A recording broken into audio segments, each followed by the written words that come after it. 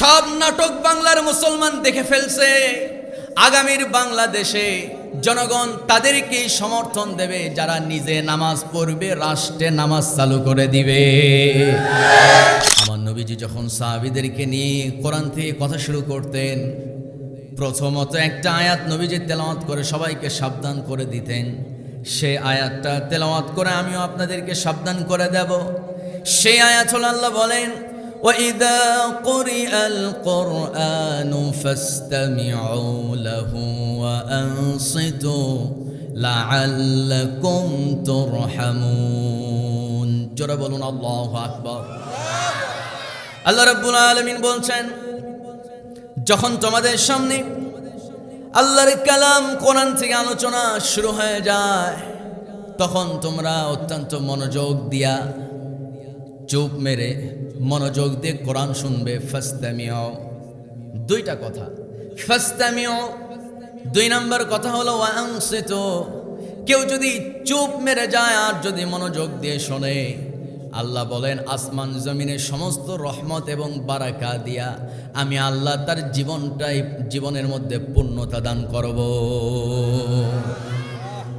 আর একটু জোরে বলি সুবহানাল্লাহ। বাড়িতে খাবার রান্না হয়েছে, খাবারে স্বাদ নাই। খাবারে কি নাই? স্বাদ নাই। একটা দেশি মুরগির মধ্যে আগের যুগে আমরা যে স্বাদ পাইতাম, বর্তমানে কিন্তু ওই স্বাদ নাই। কি চাচা আছে? নাই। বাড়িতে এসেছে নতুন বউ, দুদিন তিন দিন একটা মাস না যাইতেই লাগছে ঝগড়া। আছে না নাই? কোন বউ শাশুড়ির কি না যুদ্ধ, ইউক্রেন রাশিয়া ফেল। ঠিক না? কেন? বরকত নাই, রহমত নাই।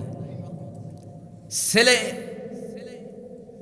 বাবার কথা শোনে না, মেয়ে বেপরদাহীনতায় ঠোঁটে হাইব্রিড লিপস্টিক মেরে আটা ময়দা যা আছে মুখে মাইরা চলে যায় চাপাই নবাবগঞ্জ নিউ মার্কেটে।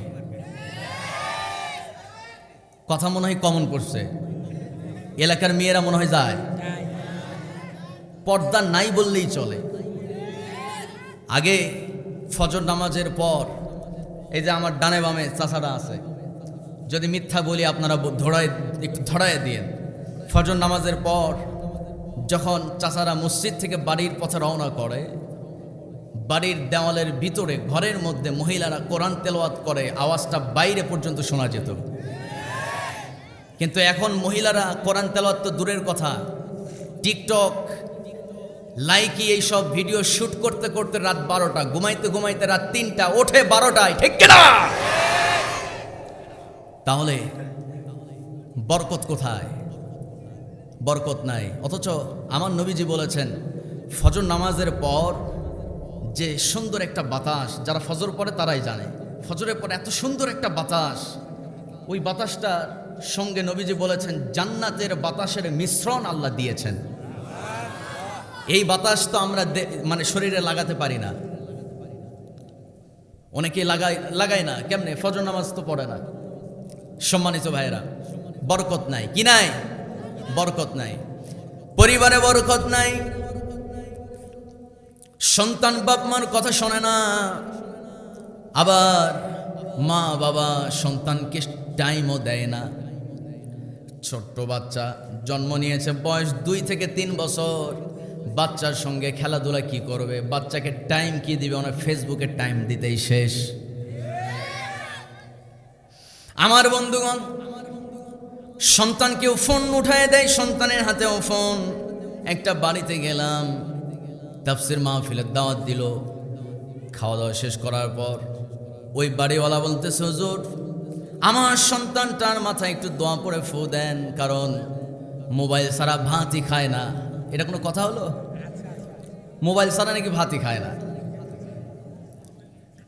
মোবাইলটা আপনি 3 দিন 4 দিন অফ রাখেন, 1 দিন খাবে না, 2 দিন খাবে না, ও কি না খায় মরবে?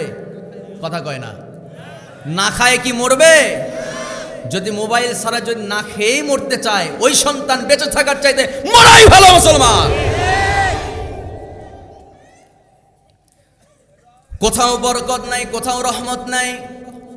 কেন বরকত নাই, কেন রহমত নাই? ওয়াজ মাহফিল থেকেও তো বরকত উঠে চলে গেছে। কারণ বর্তমান তাফসির মাহফিলগুলো হয়ে গেছে এক একটা কমেডিয়ান মাহফিল। যত হাসি তামাশার কথা তত যুবকরা সেই জায়গায় ভিড় জমায়, আছে না? আমার বন্ধুগণ, আলোচনা চলতেছে কোরআন থেকে, মনোযোগ দিতে চায় না। সামান্য পোস্ট অফিস থেকে একটা চিঠি আসছে, কতটা গুরুত্বের সঙ্গে সেই চিঠিটা পড়া হয়। কিন্তু আল্লাহর কালাম, যিনি আমাকে আপনাকে বানালেন, ওই আল্লাহর কালাম নিয়ে যখন আলোচনা হয়, কেউ খায় বাদাম, কেউ মোবাইলে সেটিং, কেউ একজন আরেকজনের মারে ঘুতা, কখন উঠবি, আছে না নাই? কর সব কিছু বাদ দিয়ে মনোযোগ দিয়ে কোরআন শুনতে হবে। রাজি আছি? জোরে বলি ইনশাআল্লাহ। সম্মানিত ভাইয়েরা, যারা মনোযোগ দিয়ে কোরআন শুনবে এবং যারা চুপ থাকবে, আল্লাহ বলেন আমি তাকে এমন রহমত এবং বরকত দেব, তার পরিবারটা, দুনিয়ার জীবনটাই জান্নাত হয়ে যাবে। সুবহানাল্লাহ। আমার বন্ধুগণ, মহান রব্বুল আলামিন বলেন, বান্দারে, মানুষ মূলত 4টি কারণে জাহান্নামে চলে যাবে। চাপাই নবাবগঞ্জবাসী আরেকটা বার জিজ্ঞেস করব, বলেন মানুষ জাহান্নামে যাবে মূলত কয়টা কারণে? আসতে বলবেন না, কয়টা? 4টা কারণ। যারা পারেন ঠোঁট মিলিয়ে আমার সঙ্গে বলুন, আনিল মুজরিমিনা মা সালাকাকুম ফি সাকার ক্বালু লাম নাকু মিনাল মুসাল্লিন ওয়া লাম নাকু নুতঈমুল মিসকিন ওয়া কুন্না নাখুদু মাআল খাইদিন ওয়া কুন্না নুকাযযিবু বিয়াউমিদ্দিন হাত্তা আতানাল ইয়াকিন। জোরে বলুন আল্লাহু আকবার। মহান রব্বুল আলামিন বলেন, ফি জান্নাতি ইয়াতাসাআলুন, জান্নাতীরা জান্নাতে চলে যাবে, জাহান্নামীরা জাহান্নামে চলে যাবে। জান্নাতি এবং জাহান্নামীদের মাঝখানে একটা থাই থাকবে, গ্লাস। থাই থাকে না? যখন কোন ডাক্তারের চেম্বারে যাবেন, দেখবেন থাইয়ের এই পার, গ্লাসের এই পারে মানুষ কিছু থাকে, সিরিয়াল দৌড়া, আর কিছু ভিতরে ভিতরে কি হয় দেখা যায়? দেখা যায় না। আবার কিছু গ্লাস আছে এপার থেকে ওপার দেখা যায়, ঠিক কিনা? কিছু গ্লাস আছে কাচের গ্লাস, ওই পারে কি হয় সব দেখা যায়, আবার ওপারের মানুষ এপারে দেখতে পায়। আল্লাহ রাব্বুল আলামিন বলছেন, জান্নাত এবং জাহান্নামীদের মাঝখানে একটা থাই দিয়ে দেওয়া হবে, একটা গ্লাস দিয়ে দেব। জান্নাতীরা জাহান্নামীদেরকে দেখতে পাবে, জাহান্নামীরা জান্নাতীদেরকে দেখতে পাবে। সেদিন আমি তাদেরকে কথা বলার সুযোগ দিয়ে দেব। আল্লাহ রাব্বুল আলামিন বলেন, আনিল মুজরিমিনা মা সালাকাকুম ফি সাকার ক্বালু লাম নাকু মিনাল মুসাল্লিন। জোরে বলুন আল্লাহু আকবার। ও আমার বান্দারে, সেদিন জান্নাতীরা জাহান্নামীদেরকে প্রশ্ন করবে, বলো তো তোমরা কি অপরাধ করার কারণে আজকে জাহান্নামে চলে গেছো? কোন কারণে তোমরা জাহান্নামের অধিবাসী হয়ে গেছো? সেদিন জাহান্নামীরা বলবে, ক্বালু লাম নাকু মিনাল মুসাল্লিন। আমরা জাহান্নামে এসে গেছি, তার 1 নাম্বার কারণ হলো আমরা মুসল্লি ছিলাম না। মূলত বংশসূত্রে আমরা মুসলমান ছিলাম, কিন্তু মুসল্লি ছিলাম। সবাই তো এখন জবাব দেয় না, মানে কমন পড়ে গেছে। আমার বন্ধুগণ, নামাজ পড়েন আর নাই পড়েন, জবাব দিতে হবে। যে জবাব দিবে না, আমরা বুঝবো সে মুসলমান কিন্তু সে নামাজি নয়। কথা ঠিক কিনা? মুসলমান হওয়া যায় কিন্তু মুমিন হওয়া যায় না। মুমিন হতে হলে নামাজি হতে হবে। আর যারা নামাজ পড়বে তারাই মুমিন, যারাই মুমিন তারাই জান্নাতি। যার নামাজ নাই, তার ঈমান নাই, মুমিন নয়। যে মুমিন নয়, যার ঈমান নাই, তার জান্নাত, আসতে বলবে না, তার জান্নাত নাই। আমার বন্ধুগণ, আমার সঙ্গে খানা খেলো, এই মাহফিলে আলোচনা করেছে, এই পোস্টারে নামটা দেখলাম না, ভাইটা আমার একসঙ্গে খাবার খেলো। উনি আপনাদের এলাকার ইমাম এবং খতিব, কি নাম? আব্দুল্লাহ। আব্দুল্লাহ বয়স মনে হয় আমার মতোই হতে পারে, কিন্তু বড় আফসোস, বড় পরিতাপের বিষয়, অত্যন্ত দুঃখের সাথে বলল, হুজুর, যুবকরা ইসলামের জন্য খুব নিবেদিত, কিন্তু নামাজের জন্য খুব অলস। আছে নাকি? স্পষ্ট কথা, চূড়ান্ত কথা। জুমার দিনে যেই মুসল্লি মসজিদে হাজির হয়, জুমার দিনের মুসল্লিদের সমপরিমাণ মুসল্লি যেদিন ফজরের নামাজে পাওয়া যাবে, আল্লাহর কসম, সেই দিন বাংলার জমিনে কোরআন দিয়ে রাষ্ট্র চলবে, এতে কোনো সন্দেহ নাই। সম্মানিত বন্ধুগণ, তাহলে জাহান্নামে যাওয়ার এক নাম্বার কারণ আমি নামাজ না পড়া, আমি মুসল্লি ছিলাম না। সেদিন কি বলবে জাহান্নামীরা? লাম নাকু মিনাল মুসাল্লিন। ভাই, তোমরা মুসল্লি ছিলা, এই জন্য জান্নাতে গেছো, আমি মুসল্লি ছিলাম না, এই জন্য আমি জাহান্নামে এসে গেছি। নাউজুবিল্লাহ।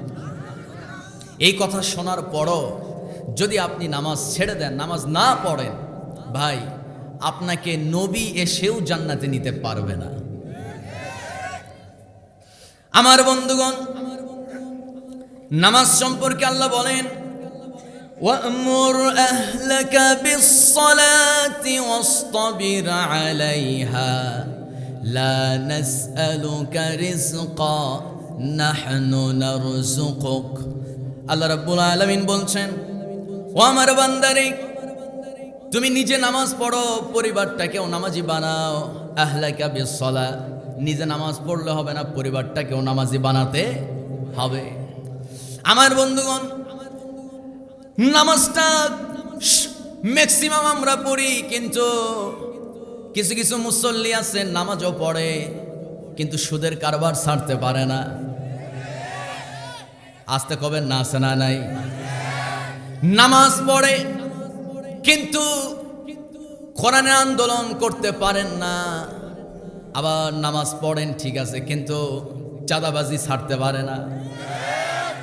নামাজ পড়ে ঠিক, 5 ওয়াক্ত নামাজ পড়ে, আবার দেখবেন ওই লোকটা এত বড় সমাজে অহংকারী, তার সঙ্গে কথাই বলা যায় না। আমার বন্ধুগণ, নামাজ পড়ে ঠিক, কিন্তু কথা হলো এমন কিছু মুসল্লি আছে নামাজ পড়ে কিন্তু জুতা চুরির অভ্যাস ছাড়তে পারে না। জুতা চোর আছে নাকি? কয়েকদিন আগে আমার একটা জুতা হারালাম, মেজাজটা কেমন লাগে কর, নতুন জুতা, তাও আবার শ্বশুর বাড়ি থেকে দিছে। আমার বউরে এখনো ভয়ে বলতেই পারি নাই। আবার ভাইবেন না যে বউরে মনে হয় হুজুর খুব ভয় করে। এই আলোচনা যদি আবার শোনে তাহলে তো আরেক বেকায়দা। ওই প্রসঙ্গ চলে আসলো তো এই জন্য বলেই ফেললাম। যাই হোক, সম্মানিত ভাইরা, আমার জুতাগুলো সব এক কালার, মানে লোফার জুতা, কালো জুতা, এই জন্য হয়তো বুঝতে পারে নাই। কিন্তু কথা হলো, ঈদের সময় শ্বশুর বাড়ি থেকে জুতা দিছে, এই জুতা চোর চুরি করছে, কেমন লাগে কোন তো? তার মানে নামাজ পড়েও তো শান্তি নাই। আমি তো আর ওই রকম পারি না যে জুতা সামনে রেখে বক্সে রেখে নামাজ পড়ো। দরকার কি? জুতা চুরি হয় হোক, কিন্তু নামাজটা ঠিক রাখা দরকার, ঠিক কিনা? নামাজটা কেমন হওয়া দরকার? হ্যাঁ, নামাজটা কেমন হওয়া দরকার? একটু মেসাল না দিলে কেমন হয়? আমার নবীজির একজন জামাই ছিল, নবীর 4টা মেয়ে। নবীর কয় মেয়ে বলেন? নবীর 4 মেয়ে, 4টা আবার ছেলে। কয় ছেলে? 4 ছেলে 4 মেয়ে, 8টা সন্তানের জনক ছিলেন আমার নবীজি। কিন্তু কথা হলো, অত্যন্ত পরিতাপের বিষয়, নবীর 4 মেয়ে বেঁচে থাকলেও 4টা ছেলে কিন্তু সঙ্গে সঙ্গে দুনিয়া থেকে বিদায় নিয়েছেন। আমার বন্ধুগণ, 4 সন্তানকে, 4টা ছেলেকে হারায়া নবীর দিলটা বড় ভারী হয়ে গেছে। একদিন নবীজি কেঁদেই ফেললেন। একদিন আমার নবী তার তিন নাম্বার সন্তান ইব্রাহিম। তিন নাম্বার সন্তানের নাম কি? তিন নাম্বার সন্তান ইব্রাহিম। ইব্রাহিমের কবরের পাশে দাঁড়ায়া আমার নবীজি কাঁদতে কাঁদতে বসে পড়ে গেলেন। একজন সাহাবী বলছেন, ইয়া রাসূলুল্লাহ, কেউ মারা গেলে তো আপনি কান্না করতে বারণ করেন, কিন্তু আপনার সন্তান মারা গেছে আপনি কান্না করেন কেন? নবীজি চোখের পানি ফেলতে ফেলতে বলছেন, ও আমার সাহাবী আব্দুর রহমান বিন আউফ, আমার সন্তান, চারটা ছেলে সন্তান দুনিয়া থেকে বিদায় নিয়েছে, কিন্তু আল্লাহ তাআলা এই চার সন্তানের মধ্যে ইব্রাহিমকে আল্লাহ একটু বেশি হায়াত দিয়েছিলেন। ওই ইব্রাহিমের প্রতি আমার ভালোবাসা একটু বেশি বেড়ে গেছে, আমি বেশি ভালোবেসে ফেলেছিলাম। কিন্তু তুমি কি জানো, আমার এই চারটা সন্তানকে জন্ম দিতে নিয়ে আমার স্ত্রী, আমার প্রথম বিবি, আমার খাদিজা দারুণ কষ্ট সহ্য করেছে। আমার খাদিজা প্রচণ্ড কষ্ট সহ্য করে এই সন্তানগুলোকে জন্ম দিয়েছিল, কিন্তু আল্লাহর মাল আল্লাহ নিয়েছেন, কোনো কষ্ট নাই। কিন্তু কথা হলো, ও আব্দুর রহমান বিন আউফ, আমার সন্তানদের জন্য কি আল্লাহর কাছে একটু চোখের পানি ফালায় একটু দোয়াও করতে দিবা না নাকি? আল্লাহু আকবার। নবীর দিলটা কত ভারাক্রান্ত ছিল। আমার নবী, তিনি তো নবী ছিলেন, তিনি আল্লাহকে বলে, তিনি তো জোর করে চাইয়া নিতে পারতেন যে আল্লাহ আমার ছেলেই দেন, একটা লাগবেই, বলতে পারতেন কি পারতেন না? আমরা অনেক সময় ছেলে সন্তানের বাবা হতে না পারলে বউকে দোষারোপ করি, বলেই ফেলি যে কি কোন জায়গায় বিয়ে করলাম, শাশুড়িরও দুইটা মাইয়া, আমার কপালে কি আর পোলা জুটবো? আছে না নাই কন? এরকম বলে কি না? আমার নানি শাশুড়ি ওনার দুইটা মেয়ে, আমার শাশুড়ি ওনার তিনটা মেয়ে, আমার কপালে আবার ছেলে জুটবে কেমনে? বলার মতো আছে না নাই কন? না, এই কথা বলা যাবে না। আমার নবী যে একটা দিনের জন্য তার বিবিদেরকে এই কথা বলেন নাই।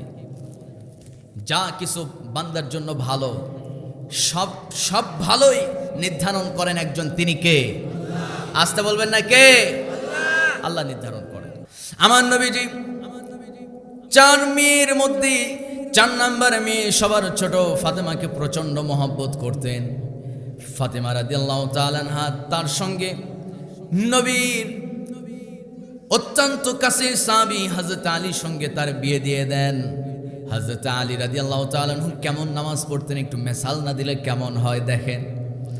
হযরত আলী রাদিয়াল্লাহু তাআলা আনহু জিহাদের ময়দানে গেছে, যুদ্ধ করতে করতে পাহাড়ের পাদদেশ থেকে, পাহাড়ের চূড়া থেকে একটা তীর তার পা বরাবর তাক করে ফেলা হয়েছে। ওই তীর এসে ডান পায়ের এই রানের ভিতরে এই দিক দিয়ে ঢুইকা এই পাশ দিয়ে বের হয়েছে। আমার বন্ধুগণ, হযরত আলী রাদিয়াল্লাহু তাআলা আনহু বীরত্বের সঙ্গে যুদ্ধ করলেন। যুদ্ধ করতে করতে এক পর্যায়ে যখন আওয়াজ আসলো মুসলমানদের বিজয় হয়ে গেছে, হযরত আলী রাদিয়াল্লাহু তাআলা আনহু দ্রুত করলেন কি, সেই অবস্থায় ঘোড়ার পিঠে সওয়ার হয়ে বাড়িতে চলে আসলেন। বাড়িতে আসার পর হযরত আলী রাদিয়াল্লাহু তাআলা আনহু ডাক্তার ডাকলেন, কবিরাজ ডাকলেন, কিন্তু কথা হলো যত ডাক্তার আসে কেউ তীর বের করতে পারে না। তীরের প্রচণ্ড ব্যথা, আস্তে আস্তে পায়ের মধ্যে পচানি ধরে যায়। একদিন আমার নবীজি এই খবর পাওয়া মাত্র জামাইকে দেখতে আসছে।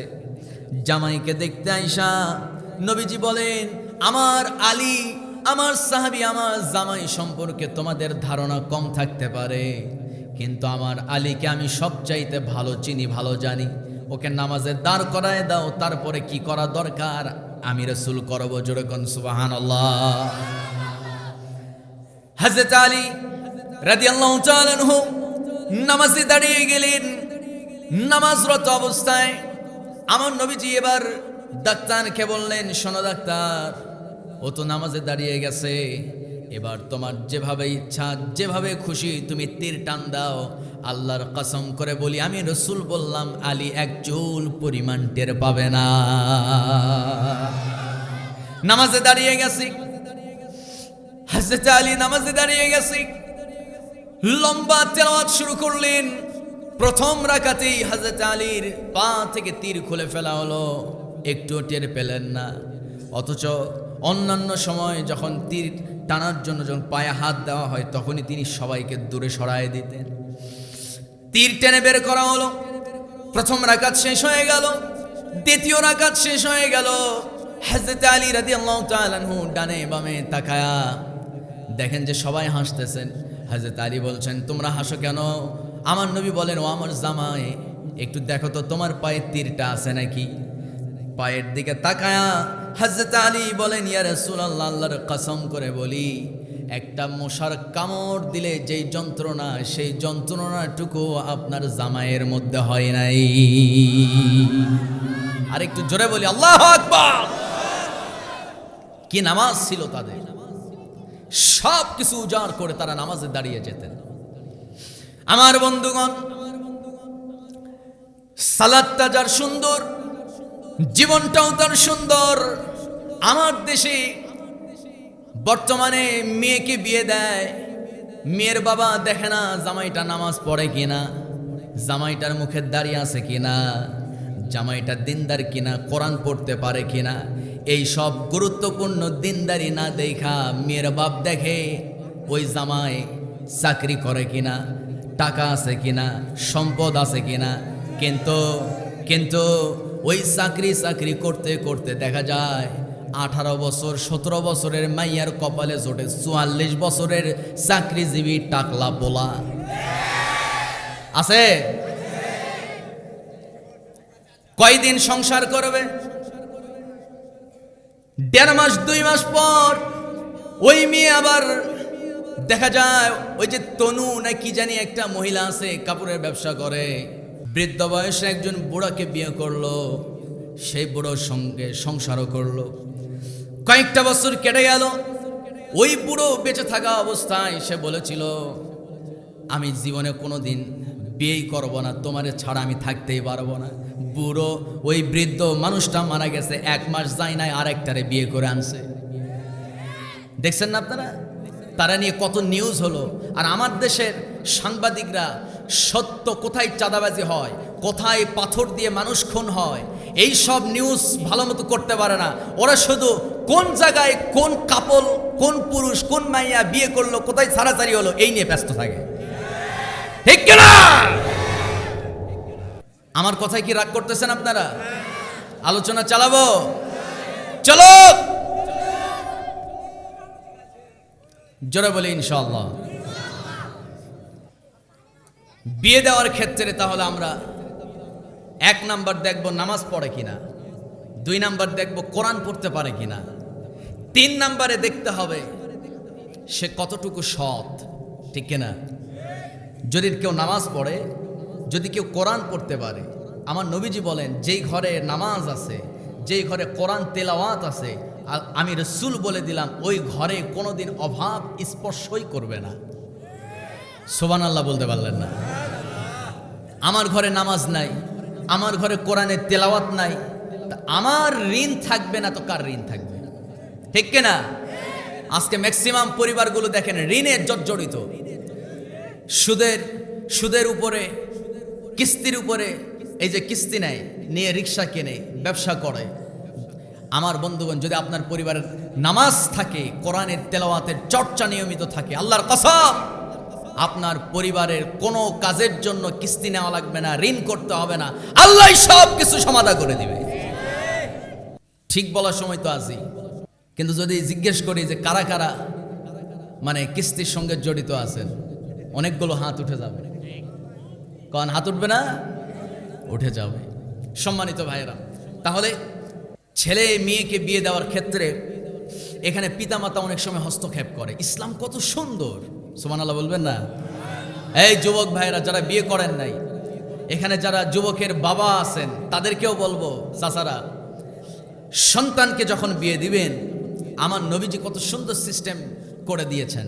ম্যাক্সিমাম কিছু কিছু যুবক যুবতী দেখবেন পরিবারটা অশান্তি, এর মূল কারণ হলো তার বাপ মা তাকে বিয়ে দিয়েছে মূলত তার বন্ধুর মাইয়ার সাথে, অথবা এই মা বিয়ে দিয়েছে খালাতো বোনের সাথে। আছে না নাই এরকম? পরিবারটা জ্বালায়া পোড়ায়া শেষ করে দেয়। আছে না নাই? কর ছেলের মতামত শোনে না, মেয়ের মতামত শোনে না। অথচ ইসলাম বলছে একটা মেয়ে একটা ছেলেকে যখন আপনি বিয়ে দিবেন, যদি মেয়ের বাবা আপনি হয়ে থাকেন, অবশ্যই ওই মেয়ের রুচির, ওই মেয়ের পছন্দের ব্যাপারে তার অগ্রাধিকার আছে না নাই? সবাই তো বললেন আছে না নাই? আপনি খামাকে একটারে ধরে আনবেন টাকাওয়ালা, দেখতে কালা চান, আবার কালো ভাইরা মন খারাপ করেন না, চেহারা তো আল্লাহর দান। চেহারা কার দান? সম্মানিত ভাইয়েরা, একটা পছন্দের ব্যাপার আছে তো। কালো মানুষও দেখবেন কত সুন্দর, ঠিক কিনা? আছে, কিন্তু কথা হলো এই পছন্দের ক্ষেত্রে তাকে অবশ্যই তার স্বাধীনতা হস্তক্ষেপ করা যাবে না। মেয়েকে অবশ্যই তার মেয়ের স্বাধীনতা আছে, ছেলেরও স্বাধীনতা আছে। দেখা দেখি হবে, পছন্দ হলো কিনা দুজনের কাছেই শুনতে হবে। যদি পছন্দ হয় বিয়ে দিতে হবে। জোর করে বিয়ে দিবেন, কয়েকদিন পর পরকিয়া করে হাত ধইরা আরেকজনের লোকে পালায়ে যাবে। যারা গান ঠিক কিনা? যেখানে ইসলাম নাই সেখানেই সব ধরনের সমস্যা, যেখানে ইসলাম সেখানেই সকল প্রকার শান্তি। জোরে কোন সুবহানাল্লাহ। এখন অনেক যুবক চিন্তা করতেছে, যেহেতু হুজুর বলছে পছন্দের অগ্রাধিকার যেহেতু আমারে দিয়ে দিল, তার মানে যাকে খুশি তারে পছন্দ করব, তাই করলে হবে না। কিন্তু তার মানে আপনি যাকে তাকে পছন্দ করে পার্কে নিয়ে যাবেন, এটা হলো চরম অপরাধ। কোরআনের আইন যদি রাষ্ট্রে চালু থাকতো, ওই সমস্ত জেনাকার পুরুষ, জেনাকার নারীকে ধরে পাথর মেরে দুনিয়া থেকে বিদায় করা হতো, ঠিক কিনা? আমার বন্ধুগণ, এজন্য আল্লাহ রাব্বুল আলামিন বলেন, যার নামাজ সুন্দর তার চরিত্র সুন্দর, যার নামাজ সুন্দর তার চেহারাও সুন্দর। আমার নবীজি একদিন হযরতে বেলাল, কালো হাবশী বেলাল রাদিয়াল্লাহু তাআলা আনহুকে বলেন, বেলাল তুমি কালো হলেও তোমার চেহারার সৌন্দর্য আমাকে পাগল করে দেয়। সুবহানাল্লাহ বলবেন না? বেলাল প্রচন্ড কালো, অন্ধকার রাতে হাঁটলে বেলালকে দেখাই যায় না। যদি অন্ধকার রাতে হুট করে যদি বেলাল একটু হেসে দেয়, তাহলে মনে হয় একটা জিরো লাইট জ্বলছে। বুঝতেছেন? মানে যদি একটু হেসে দেয়, এই দাঁত দেখে বোঝা যায় যে ওখানে একটা আলো আছে, এছাড়া সব অন্ধকার। সুবহানাল্লাহ কইতে পারলেন না? এটা কিন্তু আমি মস্কারি করলাম না, এটা হায়াতুস সাহাবা, সাহাবীদের জীবন কাহিনীর মধ্যে এই ঘটনা, এই কথা উল্লেখ করা আছে। সম্মানিত বন্ধুগণ, এটা হাসির জন্য বলি নাই, এত কালো তিনি ছিলেন।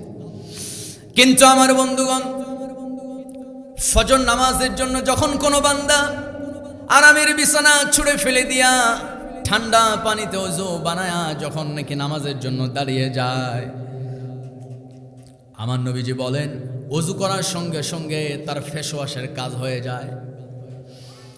শুধু তাই নয়, আমার বান্দা যখন নামাজে দাঁড়িয়ে যায়, যতক্ষণ পর্যন্ত ফজরের নামাজে তেলাওয়াত হয়, যতক্ষণ সালাম না ফিরছে, আল্লাহ তাআলা তার চেহারার মধ্যে কোরআনের নূর ঢেলে দিতে থাকেন। যেরকম সুবহানাল্লাহ।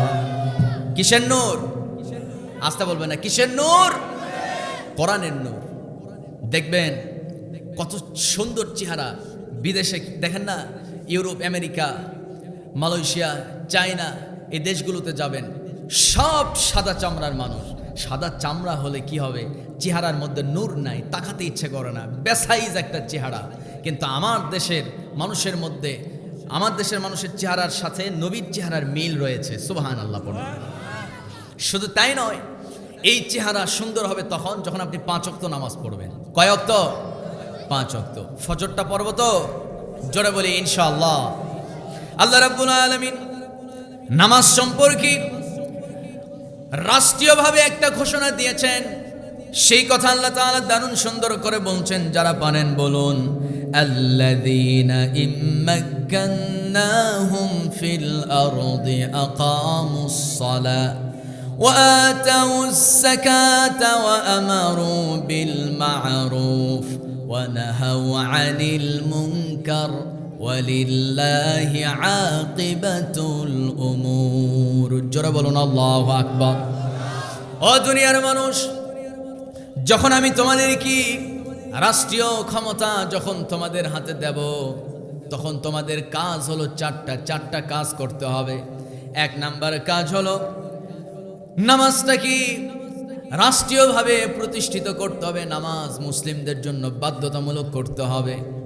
আল্লাহ যখন আপনাকে কোনো ক্ষমতা দিবেন, ধরেন আপনি একটা দোকানের মালিক, আপনি একটা স্কুলের প্রধান, আপনি একটা কোম্পানির মালিক, আপনি একটা ইন্ডাস্ট্রির মালিক, একটা ফ্যাক্টরি বা কারখানার মালিক। আপনার দায়িত্ব হলো, আল্লাহ যেহেতু আপনাকে একটা কারখানার মালিক বানিয়েছে, আল্লাহ তো পারতো ওই কারখানার দারোয়ান বানাইতে, পারতো না? পারতো না? অবশ্যই পারতো। কিন্তু আল্লাহ আপনাকে কারখানার মালিক বানিয়েছেন, দারোয়ান না বানায়া। ক্ষমতা একজনের, আওয়াজ করে বলুন, তিনি আমার কে? আসতে বলবেন না কে? এই যে কারখানার মালিক আল্লাহ আপনাকে বানিয়েছেন, দোকানের মালিক, এরপরে আপনাকে ইন্ডাস্ট্রি কোম্পানির মালিক বানিয়েছেন। আপনার কাজ হলো ইম্মাক্কান্নাহুম ফিল আরদি আকামুস সালাহ। ওই অফিসে আপনি, আপনার অফিসে টাঙানো থাকবে, চাকরি নিয়োগ দেওয়ার পূর্বে সেখানে বাধ্যতামূলক একটা শর্ত সেখানে লেখা থাকবে, সেটা হলো অবশ্যই 5 ওয়াক্ত নামাজ পড়বে তো চাকরি আছে, নামাজ নাই চাকরি। আসতে নামাজ নাই চাকরি, চাকরি নাই। এই কাজ অবশ্যই আপনাকে করতে হবে। যদি না করেন তাহলে অবশ্যই যারা যারা নামাজ ছাড়বে তাদের জন্য আল্লাহর কাছে আপনাকে জবাবদিহি করতে হবে। যদি আপনি রাষ্ট্রীয় ক্ষমতা পেয়ে যান, একটা ইউনিয়নের আপনি চেয়ারম্যান, ইউনিয়ন অফিসে আপনার আন্ডারে যারা কাজ করে তাদেরকে অবশ্যই বাধ্যতামূলক নামাজ পড়তে হবে, যদি তারা মুসলিম হয়। আমার দেশে আমার নেতা, কত নেতা আছে, এমপি, মন্ত্রী, প্রধানমন্ত্রী, রাষ্ট্রপতি, আমার বন্ধুগণ, সবার উপরে দায়িত্ব হলো রাষ্ট্রীয়ভাবে নামাজটা কায়েম করতে হবে।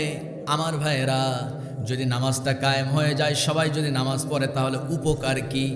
দুনিয়াতেই যেই উপকার আল্লাহ বলেন, উতলু মা উহিয়া ইলাইকা মিনাল কিতাবি ওয়া আকিমিস সালাহ ইন্নাস সালাতা তানহা আনিল ফাহশাই ওয়াল মুনকার ওয়ালাযিকরুল্লাহি আকবার ওয়াল্লাহু ইয়ালামু মা তাসনাউন। জোরে বলুন আল্লাহু আকবার।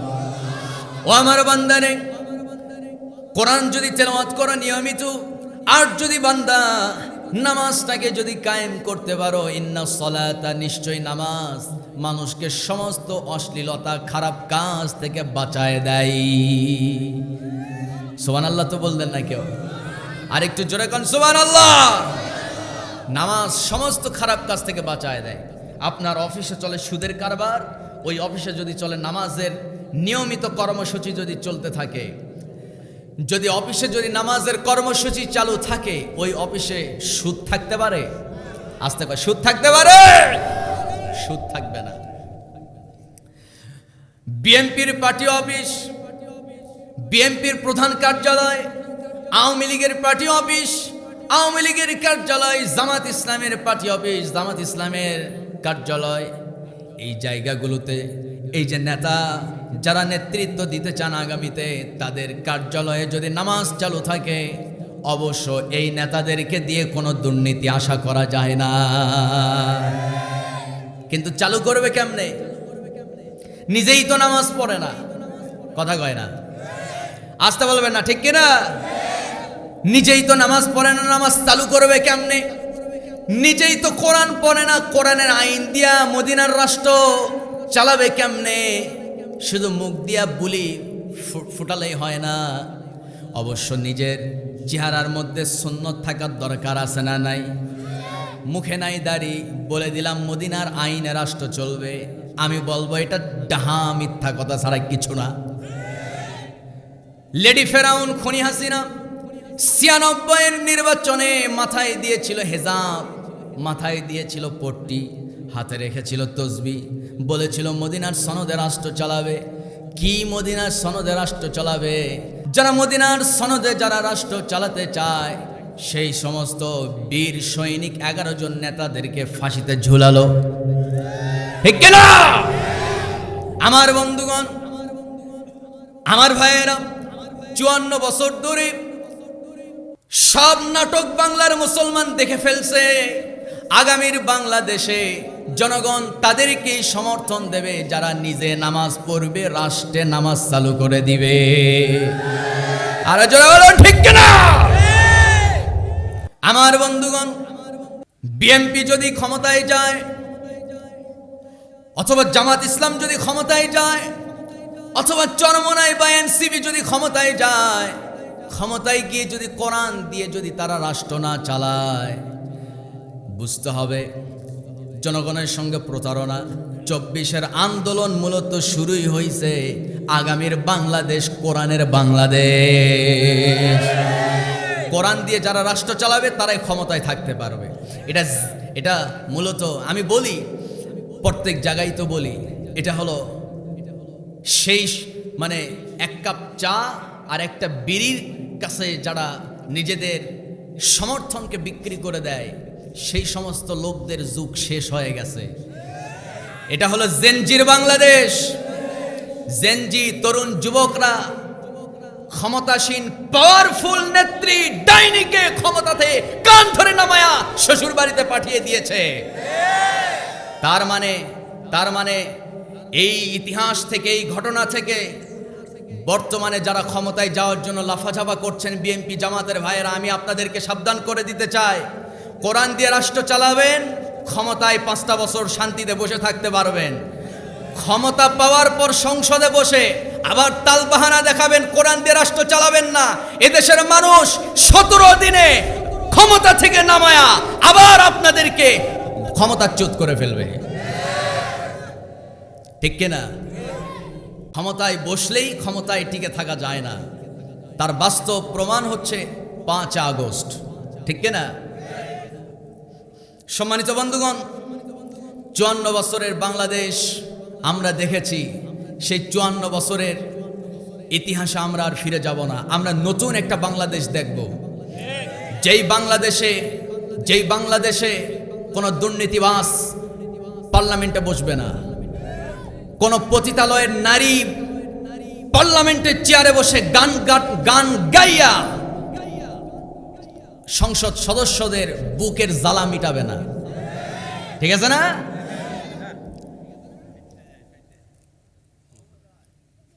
কিতাস মমতাজ চিনেন তো ভালো।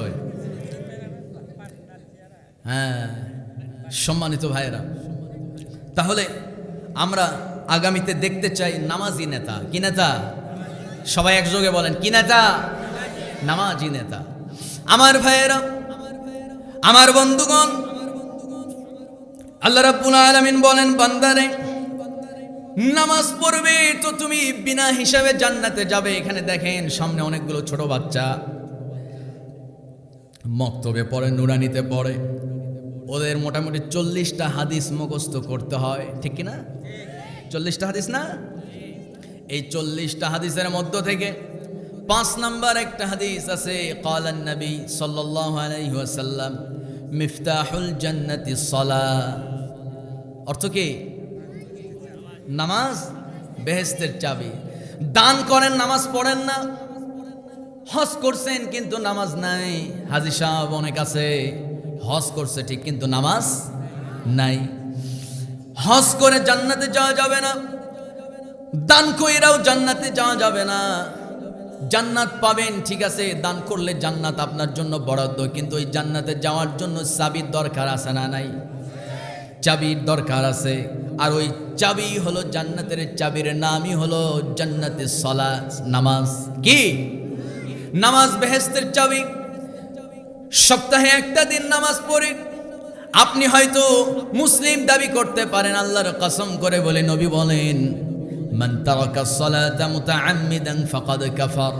যে ব্যক্তি নামাজ ছেড়ে দিল সে তো কুফরি করলো। কুফরি করে কারা? যারা কাফের। কি? যারা কাফের। যার নামাজ আছে তার ঈমান আছে, যার নামাজ নাই তার ঈমান। আমার বন্ধুগণ, সেদিন কিয়ামতের ময়দানে জান্নাতীরা জান্নাতে যাবে, জাহান্নামীরা জাহান্নামে যাবে। জাহান্নামীরা জান্নাতীদের প্রশ্ন শুনে তারা বলবে, ক্বালু লাম নাকু মিনাল মুসাল্লিন। আজকে আমরা জাহান্নামীর 1 নাম্বার কারণ হলো আমরা মুসল্লি ছিলাম না। আমার দেশে নামাজি মোটামুটি 4 প্রকার। একটা হলো রমজান মাসে মাসিক নামাজি, রমজান মাসে নামাজ পড়ে, আছে না? আরেকটা হলো সাপ্তাহিক নামাজি, শুধু জুমার দিন নামাজ পড়ে। আরেকটা হলো বাৎসরিক নামাজ, শুধু ঈদের দিনে নামাজ পড়ে, আর একটা আছে নির্বাচনী নামাজ, নির্বাচন আসলে ছদ্মবেশে নামাজ পড়ে, আছে না? আমার বন্ধুগণ, নির্বাচন আসলে বেশভূষা দইরা যারা নির্বাচনের সময় শুধু মাথায় টুপি দেয়, পরনে সাদা পাঞ্জাবি, সাদা পায়জামা, সাদা জুতা, সব সাদা, এই সাদার ড্রেস, সুন্নতি ড্রেস পয়রা মসজিদে মসজিদে গিয়া শুধু নির্বাচনের সময় ট্রায়াল দেয়, নির্বাচনের সময় শুধু সফর দেয়। আমি বলবো এই নেতারাই মূলত ধর্মের নামে ব্যবসা করে। আসতে কবেন না, ঠিক কিনা? এই ব্যবসায়িক নেতাদেরকে চিনতে হবে, বয়কট করতে হবে। আমার বন্ধুগণ, আল্লাহ রাব্বুল আলামিন এর জন্য বলছেন, বান্দা কিয়ামতের দিন, ওই কঠিন দিনে কেউ তোমাকে সুপারিশ করতে পারবে না। ইয়াউমা ইয়াফিরুল মারউ মিন আখি ওয়া উম্মিহি ওয়া আবিহি ওয়া সাহিবাতিহি ওয়া বানি লিকুল্লি ইমরিইম মিনহুম ইয়াউমাইযিন শাআনুন ইউগনি। জোরে বলুন আল্লাহু আকবার। সন্তান তার মা বাবা থেকে পলায়ন করবে, মা বাবা সন্তানকে চিনতে পাবে না, নেতা তার কর্মীকে চিনবে না, কেউ সেদিন কারো কাজে আসবে না। বিরাট নেতা, এলাকার বড় প্রভাবশালী নেতা, এক ডাক দিলে 500 মানুষ হাজির, কিন্তু কিয়ামতের দিন ওই নেতা আমার আপনার কোনো উপকার করতে পারবে? মসজিদের ইমাম সাহেবের ওয়াজ শোনার জন্য সবাই পাগল। জুমার দিন 11টার সময় মসজিদ ভরে যায়, এলাকায় হয়তো নাও ভরতে পারে। ঢাকাতে যে মসজিদগুলো আছে, বিশেষ করে আমার মসজিদে প্রায় 4.5 থেকে 5 হাজার মুসল্লি জুমার দিনে একসঙ্গে নামাজ আদায় করে। ওই মসজিদে আপনি যদি সকাল 11টার দিকেও যদি মসজিদে যান, নিচতলায় আপনি জায়গা পাবেন না।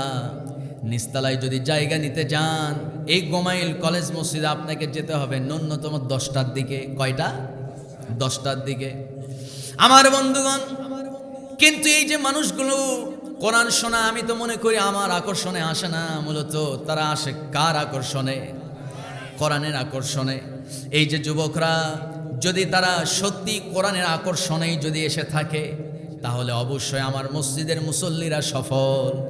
আর যদি তারা আমার সুরে, আমার কথায় যদি পাগল হয়ে থাকে, আল্লাহর কসম করে বলি, আমি কোনোদিন কিয়ামতের ময়দানে তাদের উপকার করতে পারবো? আস্তে করে পারবো?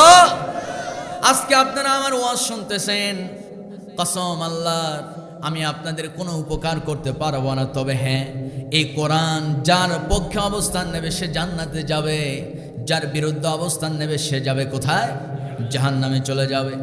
আমার বন্ধুগণ, 4টি কারণে মানুষ জাহান্নামে চলে যাবে। তার 1 নম্বর কারণ হলো নামাজ না পড়া। কি না পড়া? নামাজ না পড়া। 2 নম্বর, আল্লাহ রাব্বুল আলামিন বলছেন, যারা পারেন ঠোঁট মিলিয়ে আমার সঙ্গে আয়াতটা পড়েন। আল্লাহ বলেন, ওয়ালাম নাকু নুতঈমুল মিসকিন। যারা বলুন আল্লাহু আকবার। যারা মিসকিন কি তারা বলতো না, ওয়ালাম নাকু নুতঈমুল মিসকিন, আমরা অভাবীদেরকে খাবার দিতাম না, অভাবী মানুষদেরকে খাবার দেই না। আমার নবীজির একজন সাহাবী কি না কতই না চমৎকার একটা আমল করতেন, একটু মেসাল না দিলে কেমন হয় শুনুন।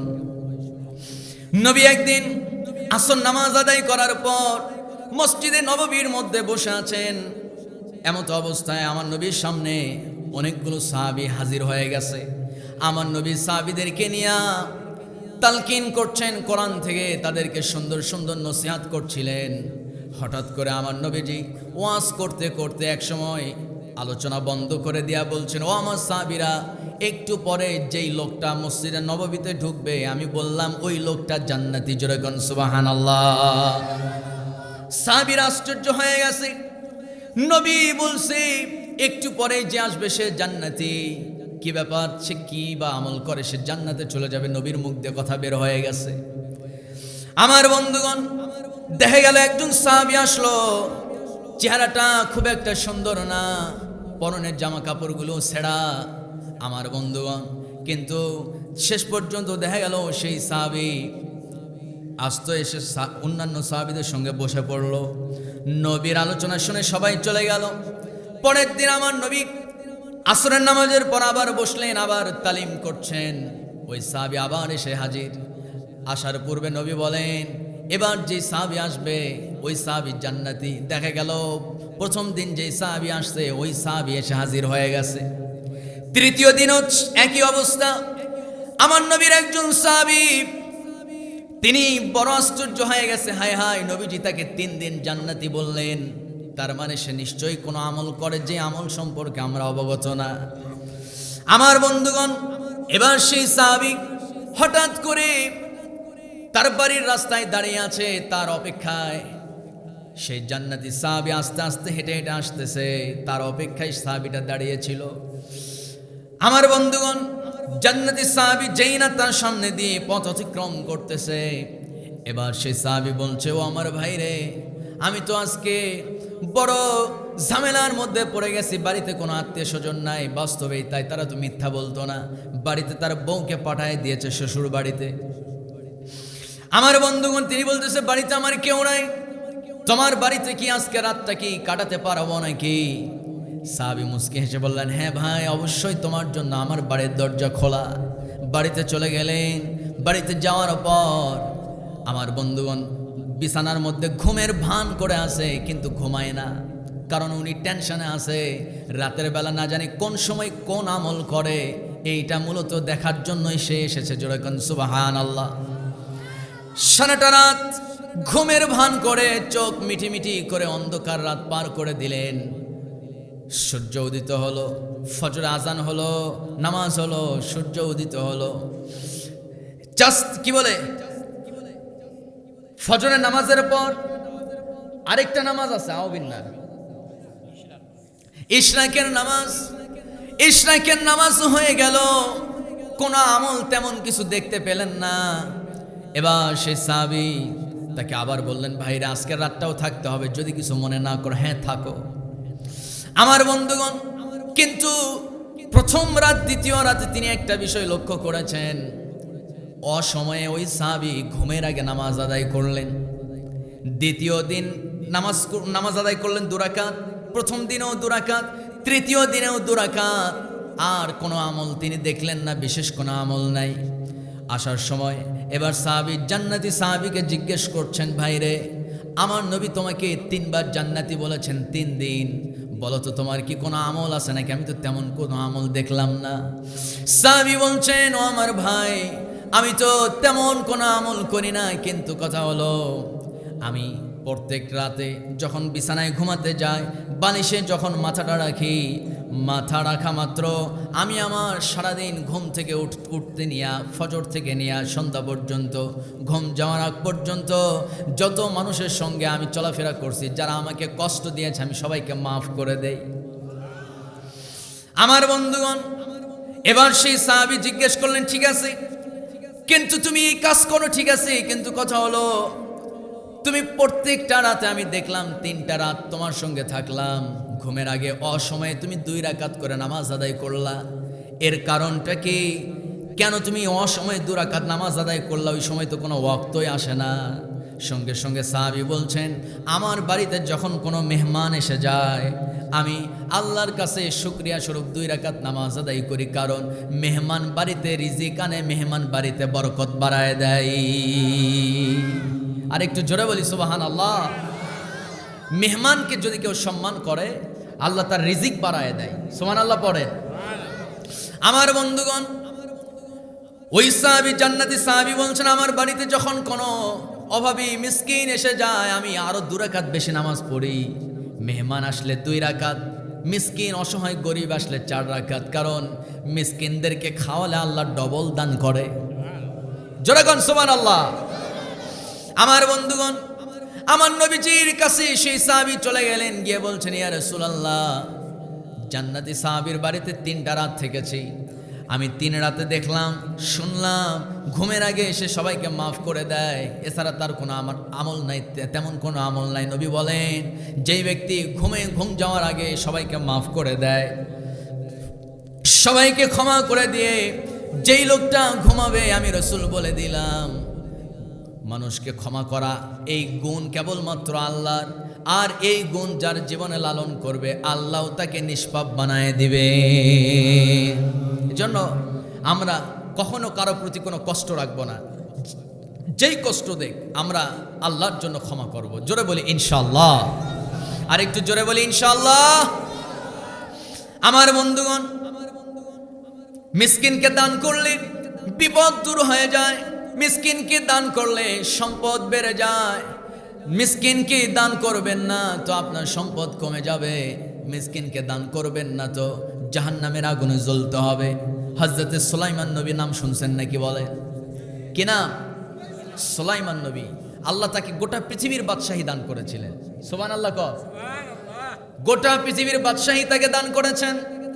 হযরতে সুলাইমান আলাইহিস সালাতু ওয়াস সালাম তিনি শুধু বাদশাহী নয়, গোটা পৃথিবীর সমস্ত প্রাণীদের ভাষা পর্যন্ত তিনি জানতেন। গর্তের পিপিলিকা কি বলে আল্লাহর পয়গম্বর সুলাইমান সেটাও শুনতে পেতেন। পানির ভিতরে মাছ কি কথা বলে, বিচ্ছু কি কথা বলে, সুলাইমান নবী শুনতে পেতেন। জোরে কোন সুবহানাল্লাহ। আমার বন্ধুগণ, হযরতে সুলাইমান আলাইহিস সালাতু ওয়াস সালাম তিনি সংসদ, তার মন্ত্রী পরিষদে বসা। সুলাইমান নবী মন্ত্রী পরিষদে বসে আছেন। আমার বন্ধুগণ, সুলাইমান নবীর মন্ত্রী শুধুমাত্র মানুষ ছিল না, না, সুলাইমান নবীর মন্ত্রী জিনেরাও ছিল। জোরে কোন সুবহানাল্লাহ। তিনি জিনের বাদশা ছিলেন। কিসের বাদশা? জিনের বাদশা। আল্লাহর পয়গম্বর হযরতে সুলাইমান নবী সমস্ত মন্ত্রী জিন এবং মানুষ উভয় জাতির মন্ত্রীদেরকে নিয়ে মন্ত্রী সবাই তিনি বসে আছেন। এমন সময় একটা পাখি এসে হাজির হয়ে গেছে। কি হাজির হয়ে গেছে? পাখি। ওই পাখি এসে বলছে আল্লাহর পয়গম্বর সুলাইমান একটা বিচার করে দিতে হবে। কি বিচার বলো? এবার হযরতে সুলাইমান নবীকে উদ্দেশ্য করে পাখি বলতেছে আল্লাহর পয়গম্বর, আল্লাহর এক বান্দার বাড়ির আঙ্গিনায় একটা গাছ আছে, সেই গাছের ডালে আমি বাড়ি বানিয়েছি। আর ওই বাড়িতে আমি নিয়মিত ডিম পাড়ি, কিন্তু ডিম থেকে আমি বাচ্চা ফুটাতে পারি না। বাচ্চা ফোটানোর আগে ওই ডিম বাড়িওয়ালা পেড়ে ওই ডিম ভেজে খেয়ে ফেলে, আমি বাচ্চা ফুটাতে পারি না। এই বিচার করতে হবে। আল্লাহর পয়গম্বর সুলাইমান নবী করলেন কি, দুইজন প্রহরীকে দায়িত্ব দিলেন, যাও ওই ব্যক্তির বাড়িতে যাও, সাবধান করে দাও সে যেন আর ওই পাখির বাসা থেকে যেন ডিম পেড়ে না খায়। আমার বন্ধুগণ, কয়েক মাস যাওয়ার পর লোকটা সেই কথা ভুলে গেল। সুলাইমান নবীর কথা ভুলে গিয়া এবার সেই লোক যেই না টের পেয়েছে বাসায় পাখি ডিম পেড়েছে, আমার বন্ধুগণ এবার লোকটা গাছে উঠছে, ডিম পেড়ে ভেজে খেয়ে ফেলছে। পাখির মেজাজ গরম। সুলাইমান নবীর কাছে যায় আবার বিচার দিয়েছে। সুলাইমান নবী এবার আর কোনো মানুষকে দায়িত্ব দিলেন না, এবার দায়িত্ব দিলেন জিনকে। কারে দায়িত্ব দিছে? সবাই কোন কারে? জিনকে দায়িত্ব দিয়েছি। দুইজন জিনকে দায়িত্ব দিলেন, যাও ওই লোকরা আমি আর দ্বিতীয়বার সাবধান করব না, তুমি তোমরা ওই গাছে পাহারা দেবে। ওই পাখি তারা বাসায় ডিম পারবে, সেই ডিমে তা দেবে, সেই ডিমে তা দেওয়ার পর সেই ডিম থেকে বাচ্চা ফোটাবে। ওই বাচ্চা বড় হয়ে যখন আকাশে উড়াল দিবে তোমাদের দায়িত্ব শেষ হয়ে যাবে। জোরে কোন আল্লাহু আকবার। আমার বন্ধুগণ, ওই দুইজন জিন গাছে পাহারা দেওয়া শুরু করলো। কয়েক মাস পর পাখি ডিম পেড়েছে। ডিম পাড়ার পর এবার সেই বাড়িওয়ালা জানতে পেরেছে গাছের ডিম পেড়েছে, ডিম পাড়তে হবে। গাছে ওঠা শুরু করছে। অর্ধেক উঠতে না উঠতে বাড়ির দরজায় বাইরে থেকে কে জানি দরজায় ঠক ঠক করে আওয়াজ করতেছে, বাড়িতে কেউ আছো নাকি? একজন বৃদ্ধা মহিলার কাপা কাপা কণ্ঠে আওয়াজ হচ্ছে, বাড়িতে কেউ আসো নাকি, একটু সাহায্য করো। যুবকের কলিজায় সেই কথাটা আঘাত লেগেছে। ওই যুবক ডিম পাড়া বাদ দিয়া গাছ থেকে নেমে দরজার সামনে গেলেন, দরজাটা খুলে ফেললেন। দরজা খোলার পর বৃদ্ধা মহিলা কাঁপতে কাঁপতে বসে গেছে যুবকটারে দেখা। এবার বলতেছে বৃদ্ধা মহিলা, ও মা, কেন তুমি এসেছো, কি প্রয়োজন বলো? বৃদ্ধা মহিলা বলছেন, ওরে যুবক, আমার স্বামী অনেক আগেই দুনিয়া থেকে বিদায় নিয়েছেন। আমার বাড়িতে দুইটা সন্তান, কিন্তু দুইটা সন্তান হাঁটতে পারে না, পাগুলো জন্মগতভাবে লুলা হয়ে গেছে। আছে না এরকম গ্রামে? জন্ম থেকেই হাঁটতে পারে না, খোড়া পা, চলতে পারে না, হাতগুলো সচল, চলতে ফিরতে পারে না, কিছু করতে পারে না। আমার স্বামী দুনিয়া থেকে বিদায় নিয়েছেন, আমি একজন বিধবা মানুষ, কামাই রোজগার করতে পারি না। সন্তানগুলো কি মানুষের বাড়ি বাড়ি ভিক্ষা বৃত্তি করে করে তাদেরকে আমি চালাই। সুতরাং তুমি আমাকে কিছু সাহায্য করো, আমি 3 দিন যাবত না খাওয়া ক্ষুধার যন্ত্রণায় আমি ক্লান্ত হয়ে গেছি, কেউ আমার সাহায্য করে না, আমি ক্ষুধার যন্ত্রণায় ক্লান্ত হয়ে গেছি, আমার শরীরের মধ্যে কাঁপানি উঠে গেছে, তুমি দয়া করে আমাকে কিছু খাবার দাও হে যুবক। যুবকের মনে বড় মায়া সৃষ্টি হয়ে গেছে। এবার যুবক করছে কি, ঘরের ভিতরে গিয়ে তার বিবিকে বলতেছে, বিবি রে, গতকালকে যে খাসি জবাই করছিলাম রান্না করছো নাকি? হ্যাঁ রান্না করছি। ভুনা গরম খাসির মাংস একটা বাটির মধ্যে নিলেন, এরপরে 5টা রুটি হাতের মধ্যে নিয়া ওই মহিলার হাতে, বৃদ্ধা মহিলার হাতে দিলেন, আর কিছু স্বর্ণ মুদ্রাও তার হাতে দিলেন, দিয়ে বলছেন, বুড়ি যাও আল্লাহর নামে খাও, আল্লাহর শুকরিয়া আদায় করো। বৃদ্ধা মহিলা চলে গেছে। যুবক আগের মতোই ওই যে ডিম পাড়ার নেশা, গাছে উঠছে, ডিম পেড়ে ডিম ভেজে খেয়ে ফেলছে, পাখির মেজাজ গরম। কি ব্যাপার, 3টা বার হয়ে গেল, সুলাইমান নবীর কাছে 2বার গেলাম, এবার তো আবার যেতে হবে, আবার চলে গেছে। সুলাইমান নবীর কাছে যাওয়ার পর হযরত সুলাইমান নবীকে ক্ষিপ্ত মেজাজে পাখি এবার বলতেছে, আল্লাহর পয়গম্বর, আজকে দিয়া 3বার আসলাম, আপনি তো আল্লাহর পয়গম্বর সুলাইমান, সারা দুনিয়ার বাদশাহী আল্লাহ আপনাকে দিয়েছেন। ও আল্লাহর পয়গম্বর, সামান্য আমার বিচারটা আপনি করতে পারছেন না, আর কয়েকটা দিন হলে আমার পাখি, আর কয়েকটা দিন হলে আমার ডিম থেকে বাচ্চা ফুটবে। কিন্তু ওই লোকটা তো ঠিকই বাচ্চা কি বলে ডিম পেড়ে নিয়ে গেল, ডিমটা খেয়েও ভেজে খেয়ে ফেললো, আমার ডিম ভেজে খেয়ে ফেলছে, কোনো প্রক্রিয়া দেখলাম না, কোনো বিচার হলো না। এবার আল্লাহর পয়গম্বর সুলাইমান নবী সঙ্গে সঙ্গে জিন 2টারে তলব করলেন, জিন 2টাকে ডাক দিলেন। 2টা জিন কাঁপতে কাঁপতে সুলাইমান নবীর সামনে দাঁড়ায় গেছে। আল্লাহর পয়গম্বর সুলাইমান নবী এবার বলছেন, বলো কি অবস্থা, তোমাদের দায়িত্ব পালন করলা না কেন? আমি তো বলছিলাম ডিম হাত দেওয়ার আগেই তাকে তোমরা গাছ থেকে ফেলা আছাড় মারবা, যেন হাত পা ভেঙে গুঁড়ো হয়ে যায়, কিছুই তো করলা না, ঘটনা কি? জিন 2টা বলতেছে, আল্লাহর পয়গম্বর, ওই লোকটা যখন গাছে উঠতেছিল আমরা দেখলাম, কিছু দূর ওঠার পর লোকটা আবার গাছ থেকে নামে একজন বৃদ্ধা মহিলার সঙ্গে কি যেন আলাপ আলোচনা করার পর সে আবার গাছে উঠছে। গাছে উঠা ওই লোকটা ডিম পেড়ে নিয়ে গেছে, আমরা তাকে আছাড় মারবো, তারে ধরবো, পাকড়াও করবো, এমন মুহূর্তে দেখি জমিনে পা, আসমানে মাথা, এত বিশাল আকৃতির দানব, বিশাল আকৃতির দানব দেখলাম।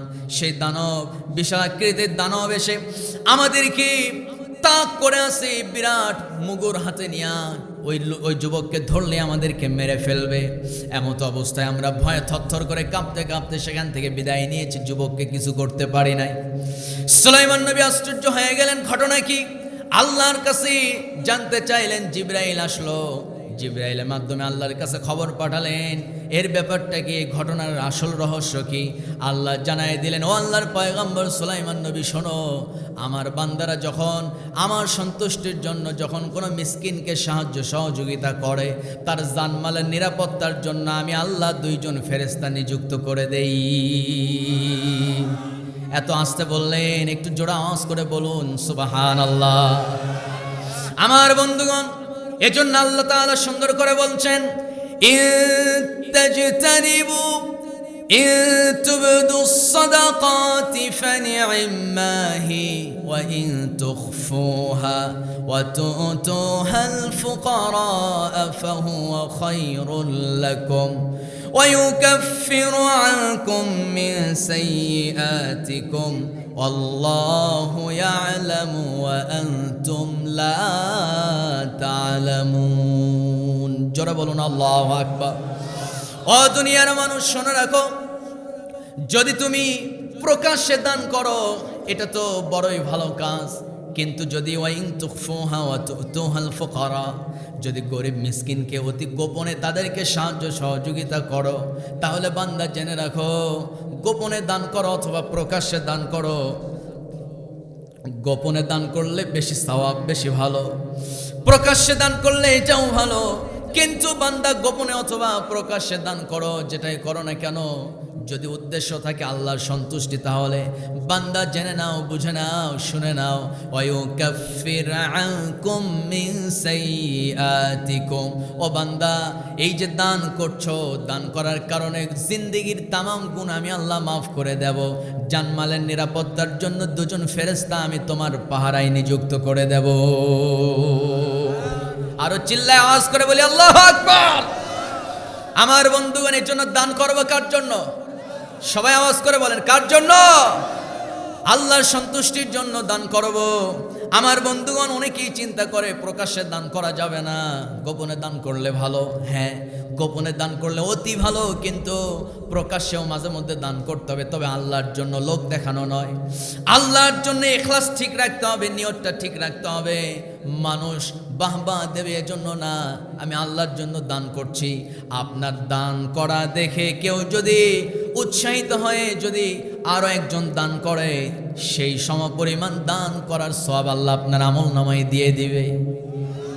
আল্লাহ যদি দেয়, আল্লাহর কি কোনো অভাব পড়ে যাবে নাকি? বলে অভাব পড়ে যাবে? আমার বন্ধুগণ, জাহান্নামীরা জাহান্নামে যাবে। 2 নাম্বার কারণ হলো ওয়ালাম নাকুনু তুইমুল মিসকিন। মূলত তারা বলবে আমরা অসহায়, অভাবীদেরকে খাবার দিতাম না, তাদেরকে সাহায্য করতাম না। তার মানে আজ থেকে আমরা প্রতিজ্ঞাবদ্ধ হলাম, নামাজ ছাড়বো না। 2 নাম্বারে অভাবী মানুষ দাঁড়িয়ে গেলে সামর্থ্য যতটুকু আছে ফেরায় দেব। আসতে বলবেন না, ফেরায় দেব। আমার ভাইয়েরা, এরপর আল্লাহ রাব্বুল আলামিন সূরা মুদ্দাসসির 74 নম্বর সূরা 45 নম্বর আয়াতে আল্লাহ রাব্বুল আলামিন জাহান্নামীদের জাহান্নামে যাওয়ার 3 নম্বর কারণটা বলছেন, ওয়া কুন্না নাখুদু মাআল খাইদিন। জোরে বলুন আল্লাহু আকবার। জাহান্নামীরা সেদিন বলবে, কিছু কিছু মানুষ ছিল যারা ইসলামকে নিয়ে উল্টাপাল্টা সংবাদ, মিথ্যা, ইসলামের বিরুদ্ধে মিথ্যা তথ্য মানুষের মাঝে দিত, আর আমরাও তাদের সঙ্গে সুর মিলাতাম। কথাটা ভালো করে বুঝেন। ওয়াকুন্না নাখুদু, হুজুর ঠিক আছে না? ওয়াকুন্না নাখুদু মাআল খায়িদিন। নাখুদ মানে হলো যে মিথ্যা রটনা, ইসলামের বিরুদ্ধে মিথ্যা প্রচার, মিথ্যা কথা প্রচার করে, আপনিও তার সঙ্গে মাআল খায়িদিন, আপনিও যদি তার সঙ্গে মিথ্যা তথ্য প্রচারে শামিল হয়ে যান, তাকে যদি আপনি সমর্থন করেন, তাহলে আল্লাহ বলছেন এই কাজ যদি কেউ করবে, এই কাজ যদি কেউ করে, তাহলে সে জাহান্নামী হয়ে যাবে। জোরে কর নাউজুবিল্লাহ। আসতে বলবেন না, জোরে বলি নাউজুবিল্লাহ। আমার ভাইয়েরা, সম্মানিত বন্ধুগণ, আমি আগেই প্রায় 4 থেকে 5 বছর আগে একটা কথা সব জায়গায় শুনতাম, যে চরমোনাই পীর সাহেব, চরমোনাই নাম শুনছেন? চরমোনাই পীর সাহেব তিনি জান্নাতের টিকিট বিক্রি করে। জোরে কর নাউজুবিল্লাহ। আমিও কথাটা বিশ্বাসই করে নিলাম, যে মনে হয় করে। তো চরমোনায় মাহফিল চলতেছিল, এমত অবস্থায় চরমোনায় আমারও একটা ডেট পড়ে গেল। সম্মানিত বন্ধুগণ, আমি চিন্তা করলাম তাহলে একটু এত বড় বিশাল আয়োজন, একটু পাক দিয়ে আসি, একটু দেখে আসি। গেলাম, যাওয়ার পর দেখি না, এখানে কোনো টিকিট বিক্রি নয়, এখানে মূলত মানুষদেরকে হেদায়েতের জন্য কোরআন থেকে বয়ান করা হচ্ছে। সুবহানাল্লাহ বলবেন না?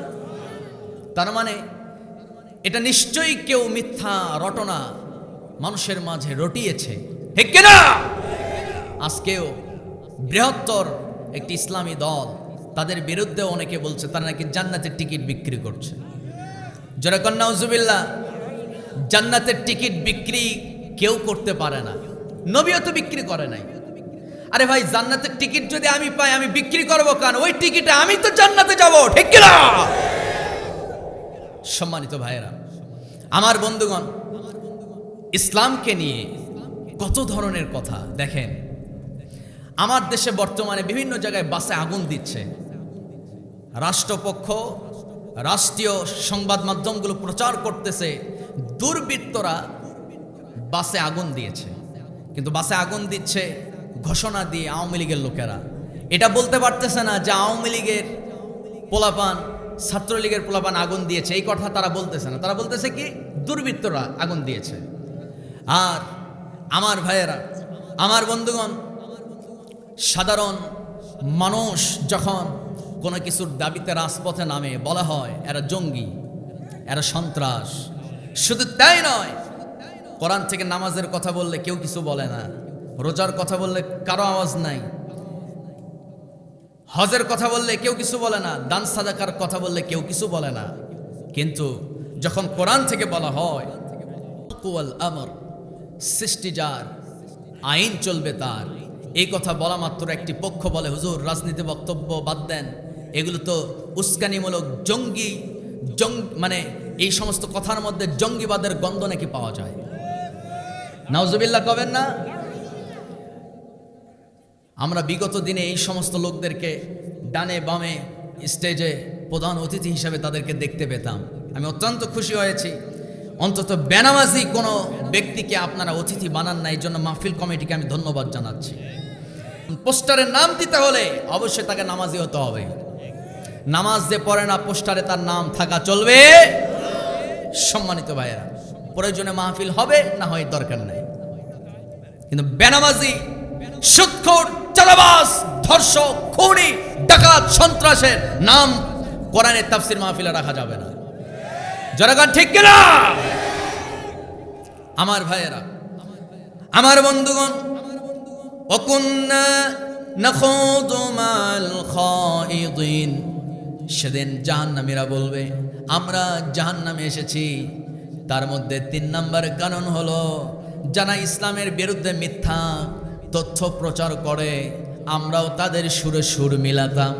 জোরে কন নাউজুবিল্লাহ। এজন্য আল্লাহ বলছেন, আফাতুমিনুনা বিবাদিল কিতাবি ওয়া তাকফুরুনা বিবাদ فما جزاء من يفعل ذلك منكم إلا خزي في الحياة الدنيا। জোরে বলুন আল্লাহু আকবার। ও দুনিয়ার মানুষ, এই কোরআনের কিছু অংশ তুমি মানবে আর কিছু অংশ তুমি মানবে না, বাদ দিয়ে দিবে। বান্দারে তুমি কি ভেবেছ কিছু অংশ মানলে আমি কি তোমাকে জান্নাত দিয়ে দেব নাকি? এই কোরআনের একটা শব্দ কেউ যদি না মানে সে কখনো মুসলিম থাকতে পারে না, সে হবে কাফের। কথাটা কার? আস্তে বলুন, কথাটা কার? একটা আয়াতের সঙ্গে আমরা সবাই পরিচিত, সেই আয়াতটা আমি তেলাওয়াত করব। সবার ঘরের আয়াত, পরিচিত আয়াত, ঠোঁটের আয়াত, সবাই বলুন, মা কানা মুহাম্মাদুন আবা আহাদিম মির রিজালিকুম ওয়ালাকিন রাসূলুল্লাহি ওয়া খাতামান নাবিয়্যিন ওয়া কানাল্লাহু বিকুল্লি শাইইন আলিমা। জোরে বলুন আল্লাহু আকবার। ও দুনিয়ার মানুষ, মুহাম্মদ কোন পুত্র সন্তানের পিতা নন, তিনি হলেন আল্লাহর রাসূল। তবে শুধু রাসূলই নয়, তিনি হলেন খাতামান, সবাই বলেন খাতামান নবিয়্যিন, তিনি হলেন খাতামান, শেষ নবী। খাতাম মানে কি? শেষ। তিনি হলেন শেষ নবী। আমার বন্ধুগণ, আমার দেশে একটা সম্প্রদায় আছে, তাদের নাম হলো কাদিয়ানি।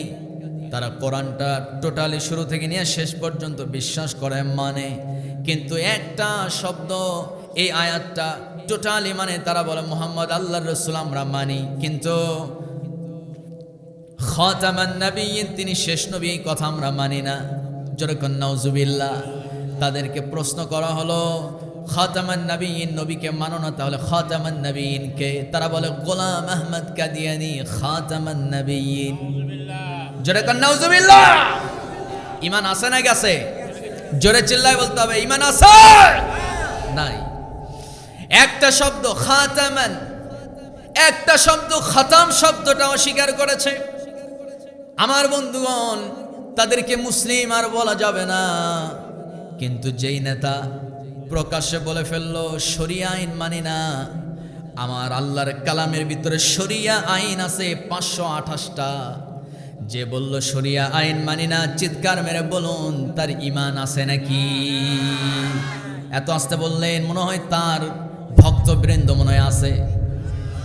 চিল্লায় বলেন ঈমান আছে? ঈমান নাই। আমার বাবা যদি বলে কোরআনের কোরআনের আইন আমি মানি না, আমি বলবো তুই আমার বাবাই নয়। আমার বন্ধুগণ, হযরতে নূহ আলাইহিস সালাতু ওয়াস সালাম, কোন নবীর নাম করলাম? নূহ আলাইহিস সালাম, তার ছেলে নাম হলো কেনান। কি নাম বলেন? সবাই যদি বলে অনেক সুন্দর হয়ে যাবে, বলেন কি নাম? কেনান। কেনানের বাবার নাম হলো নূহ পয়গম্বর। নূহ আলাইহিস সালাতু ওয়াস সালাম, তিনি আল্লাহর বিখ্যাত একজন নবী পয়গম্বর। ছেলেকে ডাক দিলেন, ও আমার ছেলে কেনান, তুমি তো কাফের মুশরিকদের সঙ্গে হাত মিলিয়েছো, তুমি তো কাফেরদের সঙ্গে ওই পাথরের তৈরি মূর্তিকে তুমি খোদা হিসাবে গ্রহণ করে নিয়েছো, তুমি আল্লাহর আইন অস্বীকার করে ফেলেছো। নিশ্চিত আজকে তুমি মহাপ্লাবনে দুনিয়া থেকে বিদায় নেবে রে আমার বাবা। ও আমার বাবা, ও আমার সন্তান রে, দয়া করে আজকে এই নৌকাতে ওঠো। আজকে এই নৌকায় যে উঠবে আল্লাহ তাকে হেফাজত করবেন। জোরে কোন সুবহানাল্লাহ। হযরত নূহ আলাইহিস সালাতু ওয়াস সালাম তার ছেলে কেনান এবার বাবাকে জবাব দিচ্ছে, আব্বা জান, আপনি আপনার আল্লাহর নৌকা, আপনি আপনার আল্লাহর কথাই বিশ্বাস করেন, অসুবিধা নাই। এই যে ডান পাশে তাকায় দেখেন বিশাল পাহাড়, ওই পাহাড়ের চূড়ায় আমি অবস্থান করব, পানি আস্তে আস্তে উপরে উঠবে, আমিও আস্তে আস্তে উপরে উঠব। বলেন তো ও আমার পিতা, এই পানি কি ওই পাহাড় স্পর্শ করতে পারবে নাকি? নূহ আলাইহিস সালাম বলছেন, আমার ছেলে, আজকে শুধু ওই পাহাড় নয়, এই পানি গোটা দুনিয়াকে তলায় দিবে, ডুবায় ফেলবে। ছেলে কোনো মতেই বিশ্বাস করলো না। আমার বন্ধুগণ, এই কথা চলার ফাঁকে দেখা গেল মহা একটা প্লাবন, বিশাল পানির একটা ঢেউ চলে আসলো। সাগরে যারা গেছেন পানির ঢেউ আছে না নাই বলেন? কক্সবাজারে যাবেন, এরপরে কুয়াকাটা সমুদ্র সৈকতে যাবেন, সেখানে দেখবেন বিরাট বিরাট সমুদ্রে উত্তাল তরঙ্গ, উত্তাল ঢেউ।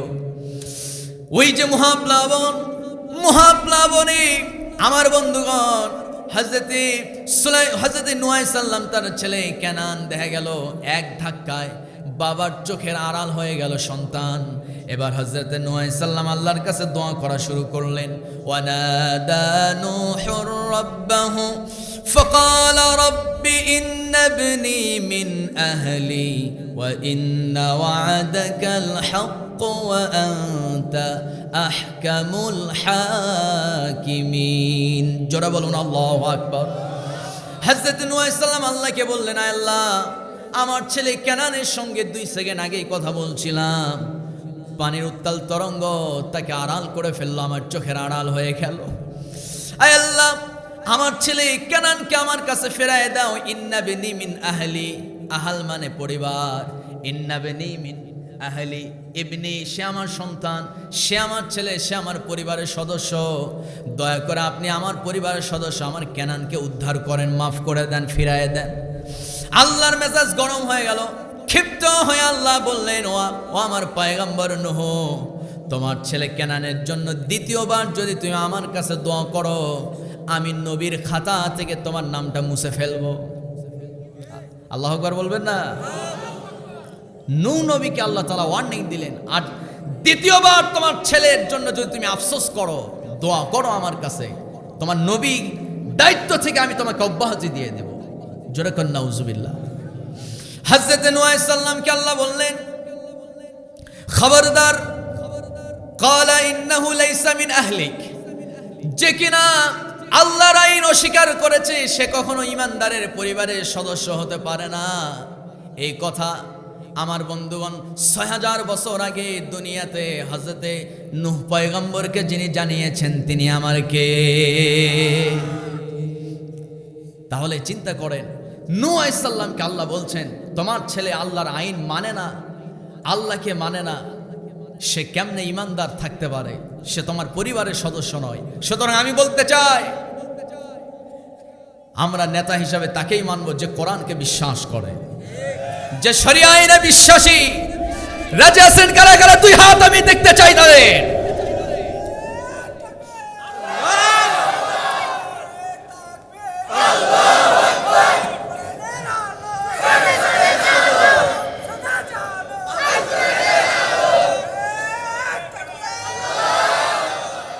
হাত নামান।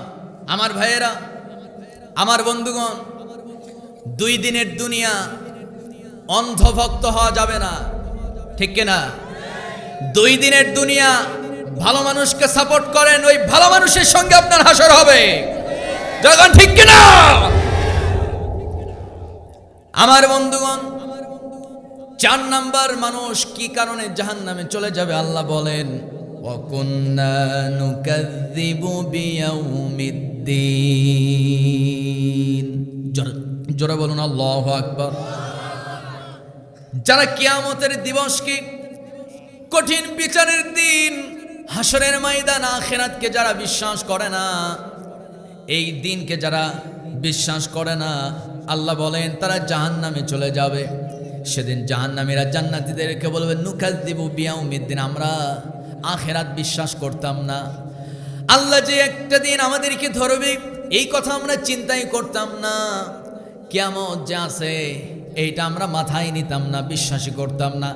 আমার দেশে কিছু কিছু মুসলমান আছে, দুনিয়াতে এমনভাবে চলাফেরা করে, মানুষের উপর এমনভাবে জুলুম অত্যাচার করে, সাদাবাজি, টেন্ডারবাজি, খুন, গুম, ধর্ষণ, হত্যা, রাহাজানি, চুরি, বাটপারি এমনভাবে করে, ওর দুনিয়াতে দাম্ভিকতার, অহংকার, ক্ষমতার দাপট দেখলে মনে হয় মৃত্যুই হবে না, ওর মনে হয় কোনো বিচারই হবে না, আল্লাহর সামনে মনে হয় ও দাঁড়াবে না, ঠিক কিনা? এরকম আছে না নাই বলে? কি দাপট! এই যে আমি আপনাদের এই ব্রিজটার নাম কি বলেন তো? কি না? মহানন্দা। নদীর নাম মহানন্দা। একই নদী, এক এক জায়গায় এক এক নাম। সুবহানাল্লাহ বলবেন না? মহানন্দা নদী, নদীর উপরে ব্রিজ, ব্রিজের নাম কি? মহানন্দা ব্রিজ। ব্রিজ আমি পার হচ্ছিলাম, আমাকে বললো হুজুর টোল দেন। কি দেন? টোল দেন। আমার ভাইয়েরা, আমি বললাম আমি তো মাহফিলে যাচ্ছি, আমার কি দেয়া লাগবে নাকি? না হুজুর যান। আমার দেওয়া লাগবে নাকি? না হুজুর চলে যান। সম্মানিত ভাইয়েরা, জনগণের ট্যাক্সের টাকায় তৈরি হলো ব্রিজ, কথা কয় না? কার টাকা? বলেন আমার টাকা। কার টাকা? আমার টাকা। আমার টাকায় তৈরি হয়েছে ব্রিজ। এই ব্রিজে টোল তোলে কারা? এর চেয়ে বড় বড় ব্রিজ আমি বাংলাদেশে অনেক জায়গায় ওভার করেছি, পার হয়েছি, টোল দিতে হয় নাই। যমুনা সেতু হলো, পদ্মা সেতু হলো, কার টাকা? আমার টাকা। বলেন না কেন? ওই টাকা কার? বিদ্যুৎ বিল দেন, ভ্যাট কাটে না? মোবাইলের টাকা উঠান, ভ্যাট কাটে। আমার বন্ধুগণ, জমির খাজনা আছে না নাই? বাড়ির খাজনা আছে না নাই? সব খাজনা, দোকানের খাজনা। মোটর সাইকেল কিনছেন, মোটর সাইকেল কেনার পরেও জ্বালা আছে না? এখন এক যুবক গন্ডগোল লাগছে, বউরে তালাক দিবে। কেন? যুবক বলতেছে হুজুর আমার বিয়ের আগে কথা ছিল একটা মোটর সাইকেল কিনে দিবে, মোটর সাইকেল কিনে দিয়েছে ঠিক, কিন্তু চালাইতে তো পারি না। কেন? ওই মোটর সাইকেল চালাইতে গেলে লাইসেন্স করতে হবে, লাইসেন্স করার টাকা শ্বশুর বাড়ি থেকে দেয় নাই। শ্বশুর বাড়ি থেকে মোটর সাইকেল দেওয়ার কথা, কিন্তু লাইসেন্সের টাকা দেয় নাই। এখন এই লাইসেন্স করতে কয় টাকা লাগে কোন তো? হ্যাঁ, 20,000 টাকা। এই 20,000 টাকা এখন শ্বশুর বাড়ি থেকে কেন দেয় না? এজন্য এখন বউয়ের সঙ্গে শ্বশুর বাড়ির সঙ্গে গন্ডগোল। তোর মোটর সাইকেল তুই নিয়ে যা, আমি চালাবো না। তার মানে মোটর সাইকেল কিনেও ঝামেলা। আচ্ছা, বিয়ে করে আল্লাহর হুকুমে মোটর সাইকেল শ্বশুর বাড়ি থেকে নিবেন কারা কারা? হাতগুলো উঁচু করে দেখান তো, যারা বিয়ে করেন নাই।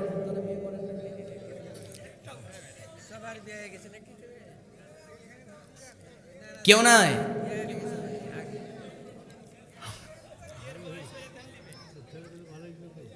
হ্যাঁ,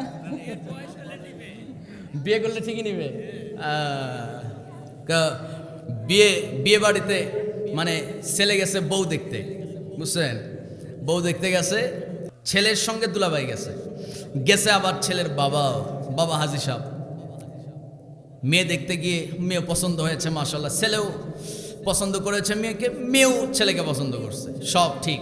এখন মেয়ের মামা বলতেছে যে হাজী সাহেব আপনাদের কি কোনো চাহিদা আছে নাকি, কিছু দেওয়া লাগবে নাকি? আস্তাগফিরুল্লাহ, আমি হজ করলাম, গত বছরে হজ করছি। আশ্চর্য কথা, কি দিতে হবে? কিচ্ছু লাগবে না। যাক, হাজী সাহেব খুব আল্লাহওয়ালা মানুষ, মনে মনে 2 সেকেন্ড চিন্তা করতে হাজী সাহেব বলতেছে, শোনো বাবা, ঘটনা হলো আমার জামাই আছে, ওর সঙ্গে কথা বলে, এইসব আমার সঙ্গে কেন বলো? জামাইয়ের কাছে গেছে, জামাইকে গিয়ে বলতেছে, বলেন তো হাজী সাহেব তো কিছু বলে না, আল্লাহওয়ালা মানুষ, আপনাদের কি কোনো চাহিদা আছে নাকি? জামাই সাহেব বলতেছে যে আসলে দেখেন আমাদের তো সবই আছে, কিছু দরকার নাই, কিন্তু ছেলে ঢাকায় চাকরি করে, ঢাকাতে থাকে, যে রাস্তাঘাটে জ্যাম, একটা মোটরসাইকেল যদি থাকে ছুটির দিনে আপনার মেয়েকে নিয়ে ঘুরবে, আপনার মেয়েরই তো লাগবে, ওর কি লাগবে নাকি? একটা ফ্রিজ কিনবেন, এলাকা থেকে পুকুর থেকে মাছ তুলবেন, ওইটা পাঠাবেন, ওটা তো ফ্রিজে মাছ রাখতে হবে, ওটা তো আপনার মেয়েরই লাগবে। আপনার জামাই সারাদিন অফিস করবে, মেয়েটা বাড়িতে একা একা থাকবে, ওর জন্য একটা 49 ইঞ্চি একটা টিভি যদি না কিনে দেন, কন এরকম কিছু ছদ্মবেশী যৌতুকখোর সমাজ আছে না? সম্মানিত ভাইয়েরা, মেয়ের বাবারা মানে খুব ভয় পায়, বিয়ের দিন সামনে আসতেছে, টাকা জমা করো, আছে না এখন? সম্মানিত বন্ধুগণ, তাহলে মূল কথা হলো আমরা যৌতুক ছাড়া বিয়ে করব। জোরে বলি ইনশাআল্লাহ, আরো জোরে বলি ইনশাআল্লাহ। আমি বিয়ে করেছি 24 সালে, হুজুর বুঝছেন, 24 সালে বিয়ে করছি, ফেব্রুয়ারি মাসে বিয়ে করছি, নগদ 2 লাখ টাকা মোহরানা দিয়েছি। আলহামদুলিল্লাহ বলবেন না? নগদে দিয়েছি, একটা টাকাও আমি দাবি করি নাই, 1 টাকাও নেব না, শুধু মেয়েটা নেব। কারণ ওই মেয়েকে 18 বছর ধরে তার ফ্যামিলি তাকে নিরাপত্তা দিয়েছে, 18 বছর তার ভরণ পোষণ দিয়েছে, সুন্দর তৈয়ার করা সুন্দর একটা বধূ আপনার হাতে উঠায় দিয়েছে, 1 টাকা দরকার নাই, ওটাই তো কোটি টাকা। যারা গান ঠিক কিনা? সম্মানিত বন্ধুগণ, তাহলে আখেরাত আছে না নাই? সবাই বলেন আওয়াজ করে, আমি শেষ করে দেব, এখনই শেষ করব। আখেরাত আছে না নাই? আখেরাত কোথায়? আখেরাত আছে, আখেরাত আছে। আমার বন্ধুগণ, সবাই ঠোঁট মিলিয়ে কমন সূরাটা প্রথমের 2টা 3টা পড়ে নেন। আল্লাহ বলেন আলহামদুলিল্লাহি রাব্বিল আলামিন আর রহমানির রহিম মালিকি ইয়াউমিদ্দিন ইয়্যাকা না'বুদু ওয়া ইয়্যাকা নাস্তাঈন। জোরে বলুন আল্লাহু আকবার। মালিক ইয়াউমিদ্দিন, বিচার দিনের মালিককে। একজনও মুখ বুজে থাকবেন না, মাহফিল শেষ হয়ে যাবে, দোয়া করে দেব। লাস্ট পয়েন্ট, 4টা কারণে মানুষ জাহান্নামে চলে যাবে। 4 নাম্বার কারণ হলো যে আখেরাত বিশ্বাস করে না সে জাহান্নামী হয়ে যাবে। আমার বন্ধুগণ, ওই আখেরাত দিবসে বিচার দিনের মালিক একজন, কেউ চোখ বুঝে মুখ বুঝে থাকবেন না, চিল্লায় বলুন বিচার দিনের মালিককে। এই বিশ্বাস আছে? আসতে বলবেন না, বিশ্বাস আছে? হাসরের ময়দানে আল্লাহর সামনে দাঁড়াতে হবে। আমার বন্ধুগণ, সূরা জিলজালের মধ্যে আল্লাহ বলেন ফামান ইয়ামাল মিসকালা যাররাতিন খায়রান ইয়ারাহু ওয়া মান ইয়ামাল মিসকালা যাররাতিন শাররান ইয়ারাহু। জোরে বলুন আল্লাহু আকবার।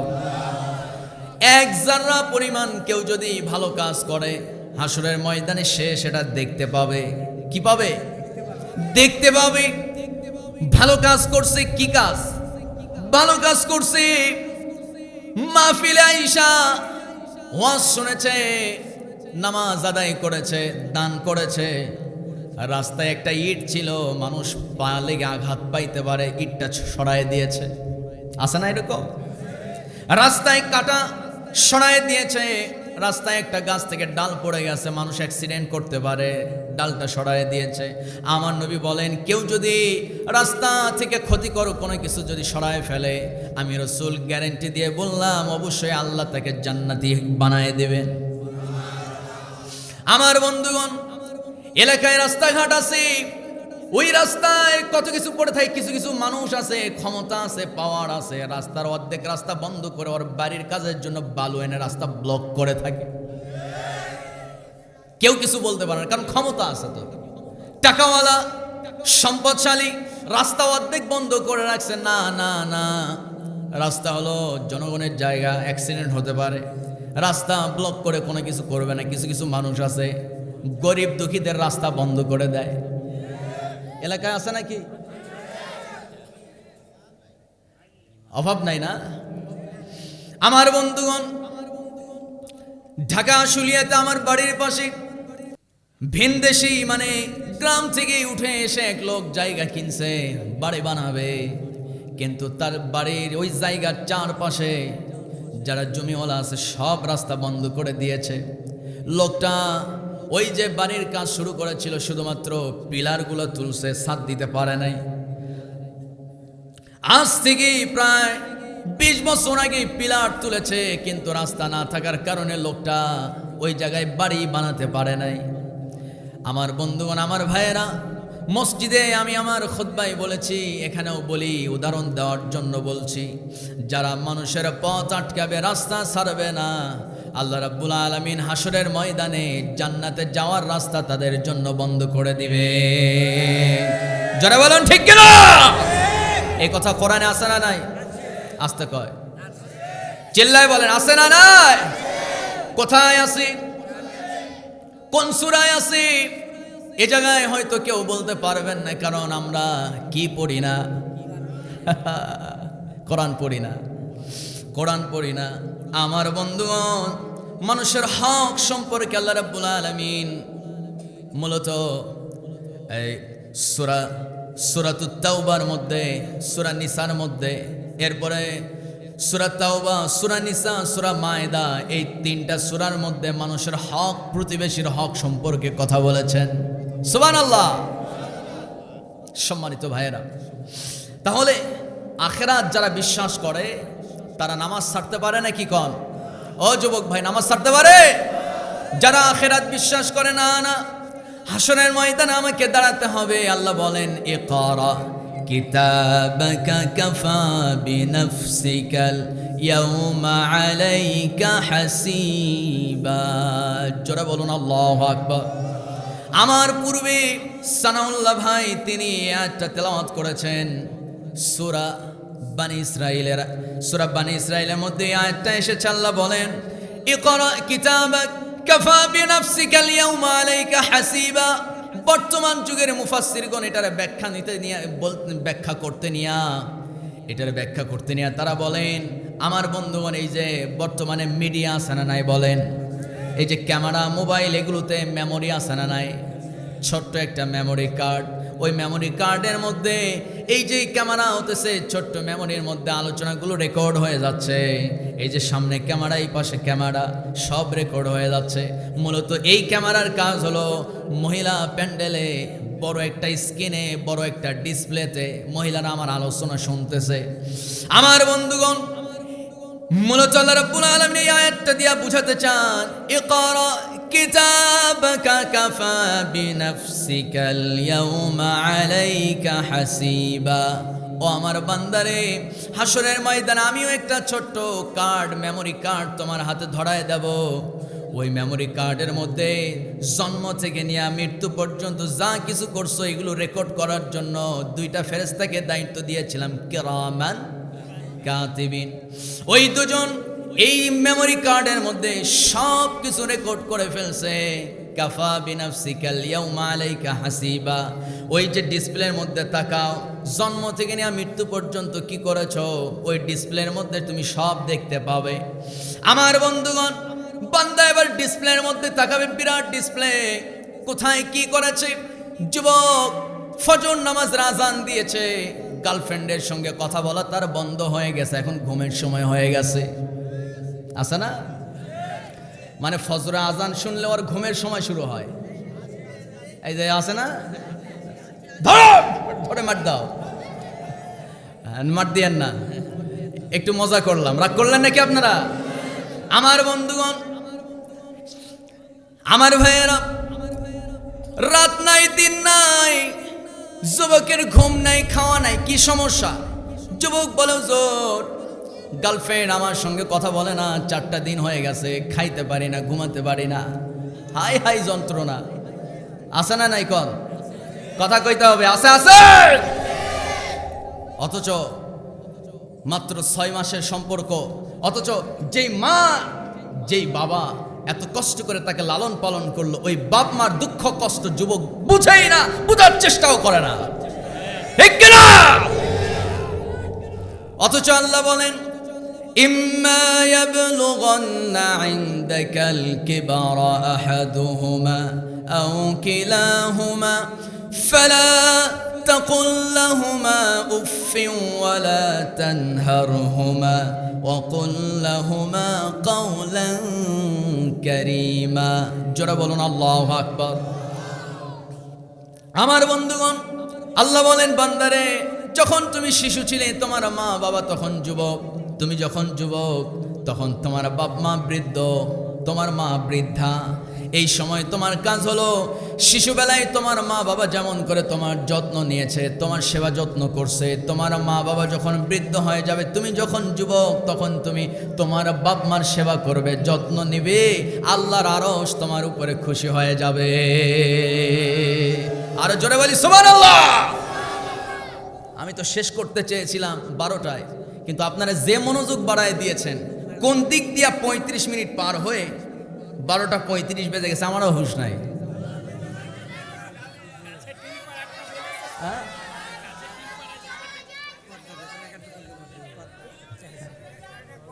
কি আলোচনা চালাবো? চলো হুজুর মরুক, হুজুর বাসুক। একজন ভাই আবদার করছে, হ্যাঁ আপনার আবদার শুনেছি, দেখেছি, বলবো। হ্যাঁ আচ্ছা আচ্ছা ঠিক আছে। সম্মানিত ভাইরা, আমার আলোচনার লাইনটাকে শেষ করে ফেলি, এটা ক্লোজ করি, ঠিক আছে না? ঠিক আছে কি না? সম্মানিত ভাইরা, অকুন্না নাখুদু মাআল খাইদিন অকুন্না নুকাযযিবু বিয়াউমিদ্দিন। যারা বিচারের দিনকে অস্বীকার করবে, বিচারের দিনকে অস্বীকার করার ভান করে, আছে না নাই? কোন যারা নামাজ পড়ে না, তারা তো মূলত মনে প্রাণে বিশ্বাস করে না যে একদিন হাসরের ময়দানে আল্লাহর সামনে আমাকে দাঁড়াতে হবে। এই চিন্তা যার কলিজায় আছে, না না না, আমি নামাজ পড়ি না, আল্লাহর সামনে তো আমাকে একদিন দাঁড়াতে হবে। বেনামাজির কাতারে যদি দাঁড়ায়, বিনা হিসাবে জাহান্নাম, নামাজির কাতারে দাঁড়ালে বিনা হিসাবে জান্নাত। সুবহানাল্লাহ, কেউ কইলেন না? আমার বন্ধুগণ, যে আখিরাত বিশ্বাস করে সে কখনো 2 নগে ধরে ওইটা টান মারে না। আসতে বলতেছেন ঠিক কিনা? আমার দেশে যুবক পোলাপান তো দূরের কথা, 6 বছরের পোলাপান পর্যন্ত বিড়ি টানে। যদি বলা হয় কি ব্যাপার রে খোকা, তুই বিড়ি টানিস কেন? জ্বালা, বড় টেনশন। হাই হাই, 6 বছর বয়সে ওর টেনশন শুরু হয়েছে, 10 বছর বয়সে ওর হাই প্রেশার শুরু হয়ে যায়, ঠিক না? পাবজি খেলে, আছে না? পাবজি খেলে, কোনো কাম নাই পাবজি। আমার মসজিদে প্রায় বছর 2 আগের ঘটনা, প্রায় বছর 2 আগে আমি আমার মসজিদে যাচ্ছি। মসজিদটা হলো মূলত বিরাট একটা কলেজের সামনে, মানে কলেজ এক পাশে, দাখিল মাদ্রাসা এক পাশে, হাফিজি মাদ্রাসা এক পাশে, মাঝখানে বিরাট মাঠ, এরপরে হলো এই পাশে মসজিদ। তো মসজিদের দিকে আমি যাচ্ছি, প্রাইমারির যে বিদ্যালয়, প্রাইমারি যে বিল্ডিং, ওই পাশে একটা ছেলে জুমার দিন মার মার মার, তারপরে আর কি কি জানিস কথাগুলো কয়, মার আছে না নাই? কর ও যে কি মারে আল্লাহ জানে। সম্মানিত ভাইয়েরা, এই অযথা এভাবে সময়গুলো নষ্ট করো না, কোরআন শিখো যুবক। যেই যুবকের কলিজায় কোরআন ঢুকবে, আল্লাহর কসম, ওই যুবকের দ্বারা কোনো অন্যায় কাজ হতে পারে, কোনো অন্যায় কাজ হতে পারে না। আমার চাঁপাইনবাবগঞ্জবাসী, আপনার সন্তানের হাতে কোরআনটা তুলে দেন, আপনার সন্তানের পাহারার জন্য আপনাকে টেনশন করতে হবে না। আপনার ছেলে কোথায় যায়, কি করে, কোন জায়গায় কার সঙ্গে সময় কাটায়, কোনো টেনশন করতে হবে না। যদি আপনার সন্তানের সিনায় কোরআন ঢুকে দেন, আল্লাহর কসম করে বলি, এই কোরআন আপনার সন্তানকে পাহারা দেবে, সকল পাপ কাজ থেকে কোরআন বাঁচায় দিবে। কাজে সে পা বাড়ায় যখন একটা মোবাইলে, যুবকের হাতে হাতে মোবাইল আছে না চাচা, মোবাইল আছে, এই ফোনে ফেসবুক, ইউটিউব, টিকটক লাইকে ইউজ করতে করতে খারাপ একটা ভিডিও আসছে, না আমি এটা দেখতেছি, ইকরা কিতাবাক কাফা বিনাফসিকা আল-ইয়াওমা আলাইকা হাসিবা, এটা তো রেকর্ড হয়ে যাচ্ছে, আল্লাহ তো এটা রেকর্ড করতেছেন, হাসরের ময়দানে এটা আল্লাহ তাআলা ডিসপ্লে করবেন, এটা বিরাট ডিসপ্লে দেখা হবে। না, খারাপ একটা ভিডিও আসছে, বাস স্ক্রল করতে হবে, ওটা কেটে ফেলতে হবে। আপনি এই মোবাইলটাও এমন একটা সেন্সর, আপনি যদি ভালো ভিডিও নিয়মিত দেখেন, এদিকে তাকান, ভালো ভিডিও যদি নিয়মিত দেখেন, আপনার মোবাইলে আল্লাহর কসম করে বলি ভালো ভিডিও আসবে। জোরে কোন ঠিক কিনা? আমার মসজিদের একটা গোপন কথা বলেই ফেলি। আমার মসজিদের সেক্রেটারি একদিন বলতেছে, হুজুর আপনার নাম্বারটা তো আমার কাছে নাই, নাম্বারটা একটু দেন। তো আমি বললাম যে আচ্ছা ঠিক আছে, নাম্বারটা আপনার মোবাইলে উঠান। নাম্বারটা উঠালাম, তো বলতেছে জিমেলটা একটু কানেক্ট করে দেন। জিমেলও কানেক্ট করে দিলাম। বলতেছে হুজুর ফেসবুকে একটু আপনার সঙ্গে অ্যাড করে দেন। আচ্ছা ঠিক আছে, ফেসবুকে অ্যাড করে দেই। যেই না ফেসবুকে ঢুকতে গেছি, একটা খারাপ ভিডিও মানে ছবি এসে গেছে। আস্তাগফিরুল্লাহ আস্তাগফিরুল্লাহ। আমি মনে মনে ভাবতেছি, খারাপ ভিডিও তো আমার মোবাইলে আসে না, ওর মোবাইলে আসছে মানে ও নিশ্চয়ই ওগুলো দেখে। কথা বলেন ঠিক কিনা? খারাপ ভিডিও, খারাপ ছবি তার মোবাইলে আসবে যারা এটা দেখে। আপনি যেই ভিডিওগুলো বেশি বেশি দেখবেন, সেটাই আপনার এখানে শো করবে। আর যদি আপনি ভালো ওয়াজ শোনেন, গজল শোনেন, ইসলামিক কন্টেন্ট দেখেন, শুধুমাত্র ওগুলোই আসবে। খারাপ দেখবেন, খারাপ আসবে। তার মানে মোবাইলও জেনে গেছে আপনি ভালো না খারাপ। কথা বলেন ঠিক কিনা?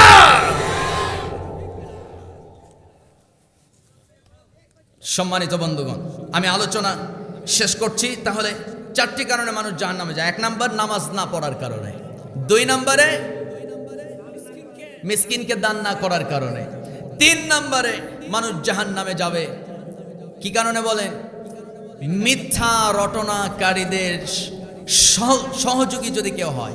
এক কথায় মিথ্যা সংবাদ, ইসলামের বিরুদ্ধে মিথ্যা সংবাদ প্রচার যদি কেউ করে, সে জাহান্নামে যাবে। ঠিক না? 4 নাম্বার, লাস্ট, আখিরাতকে যে অস্বীকার করবে। তাহলে এই 4টি কথা কে শোনাতে পারবেন? হাতটা উঁচু করে দেখান তো। ওই যে ভাই সবার আগে হাত তুলছে, বলেন, দাঁড়ান, বলেন যে 4টি কারণে মানুষ জাহান্নামে যাবে কি কি?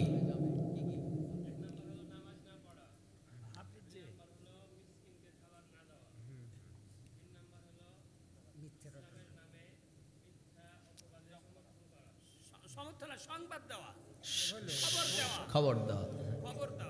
4 নম্বরে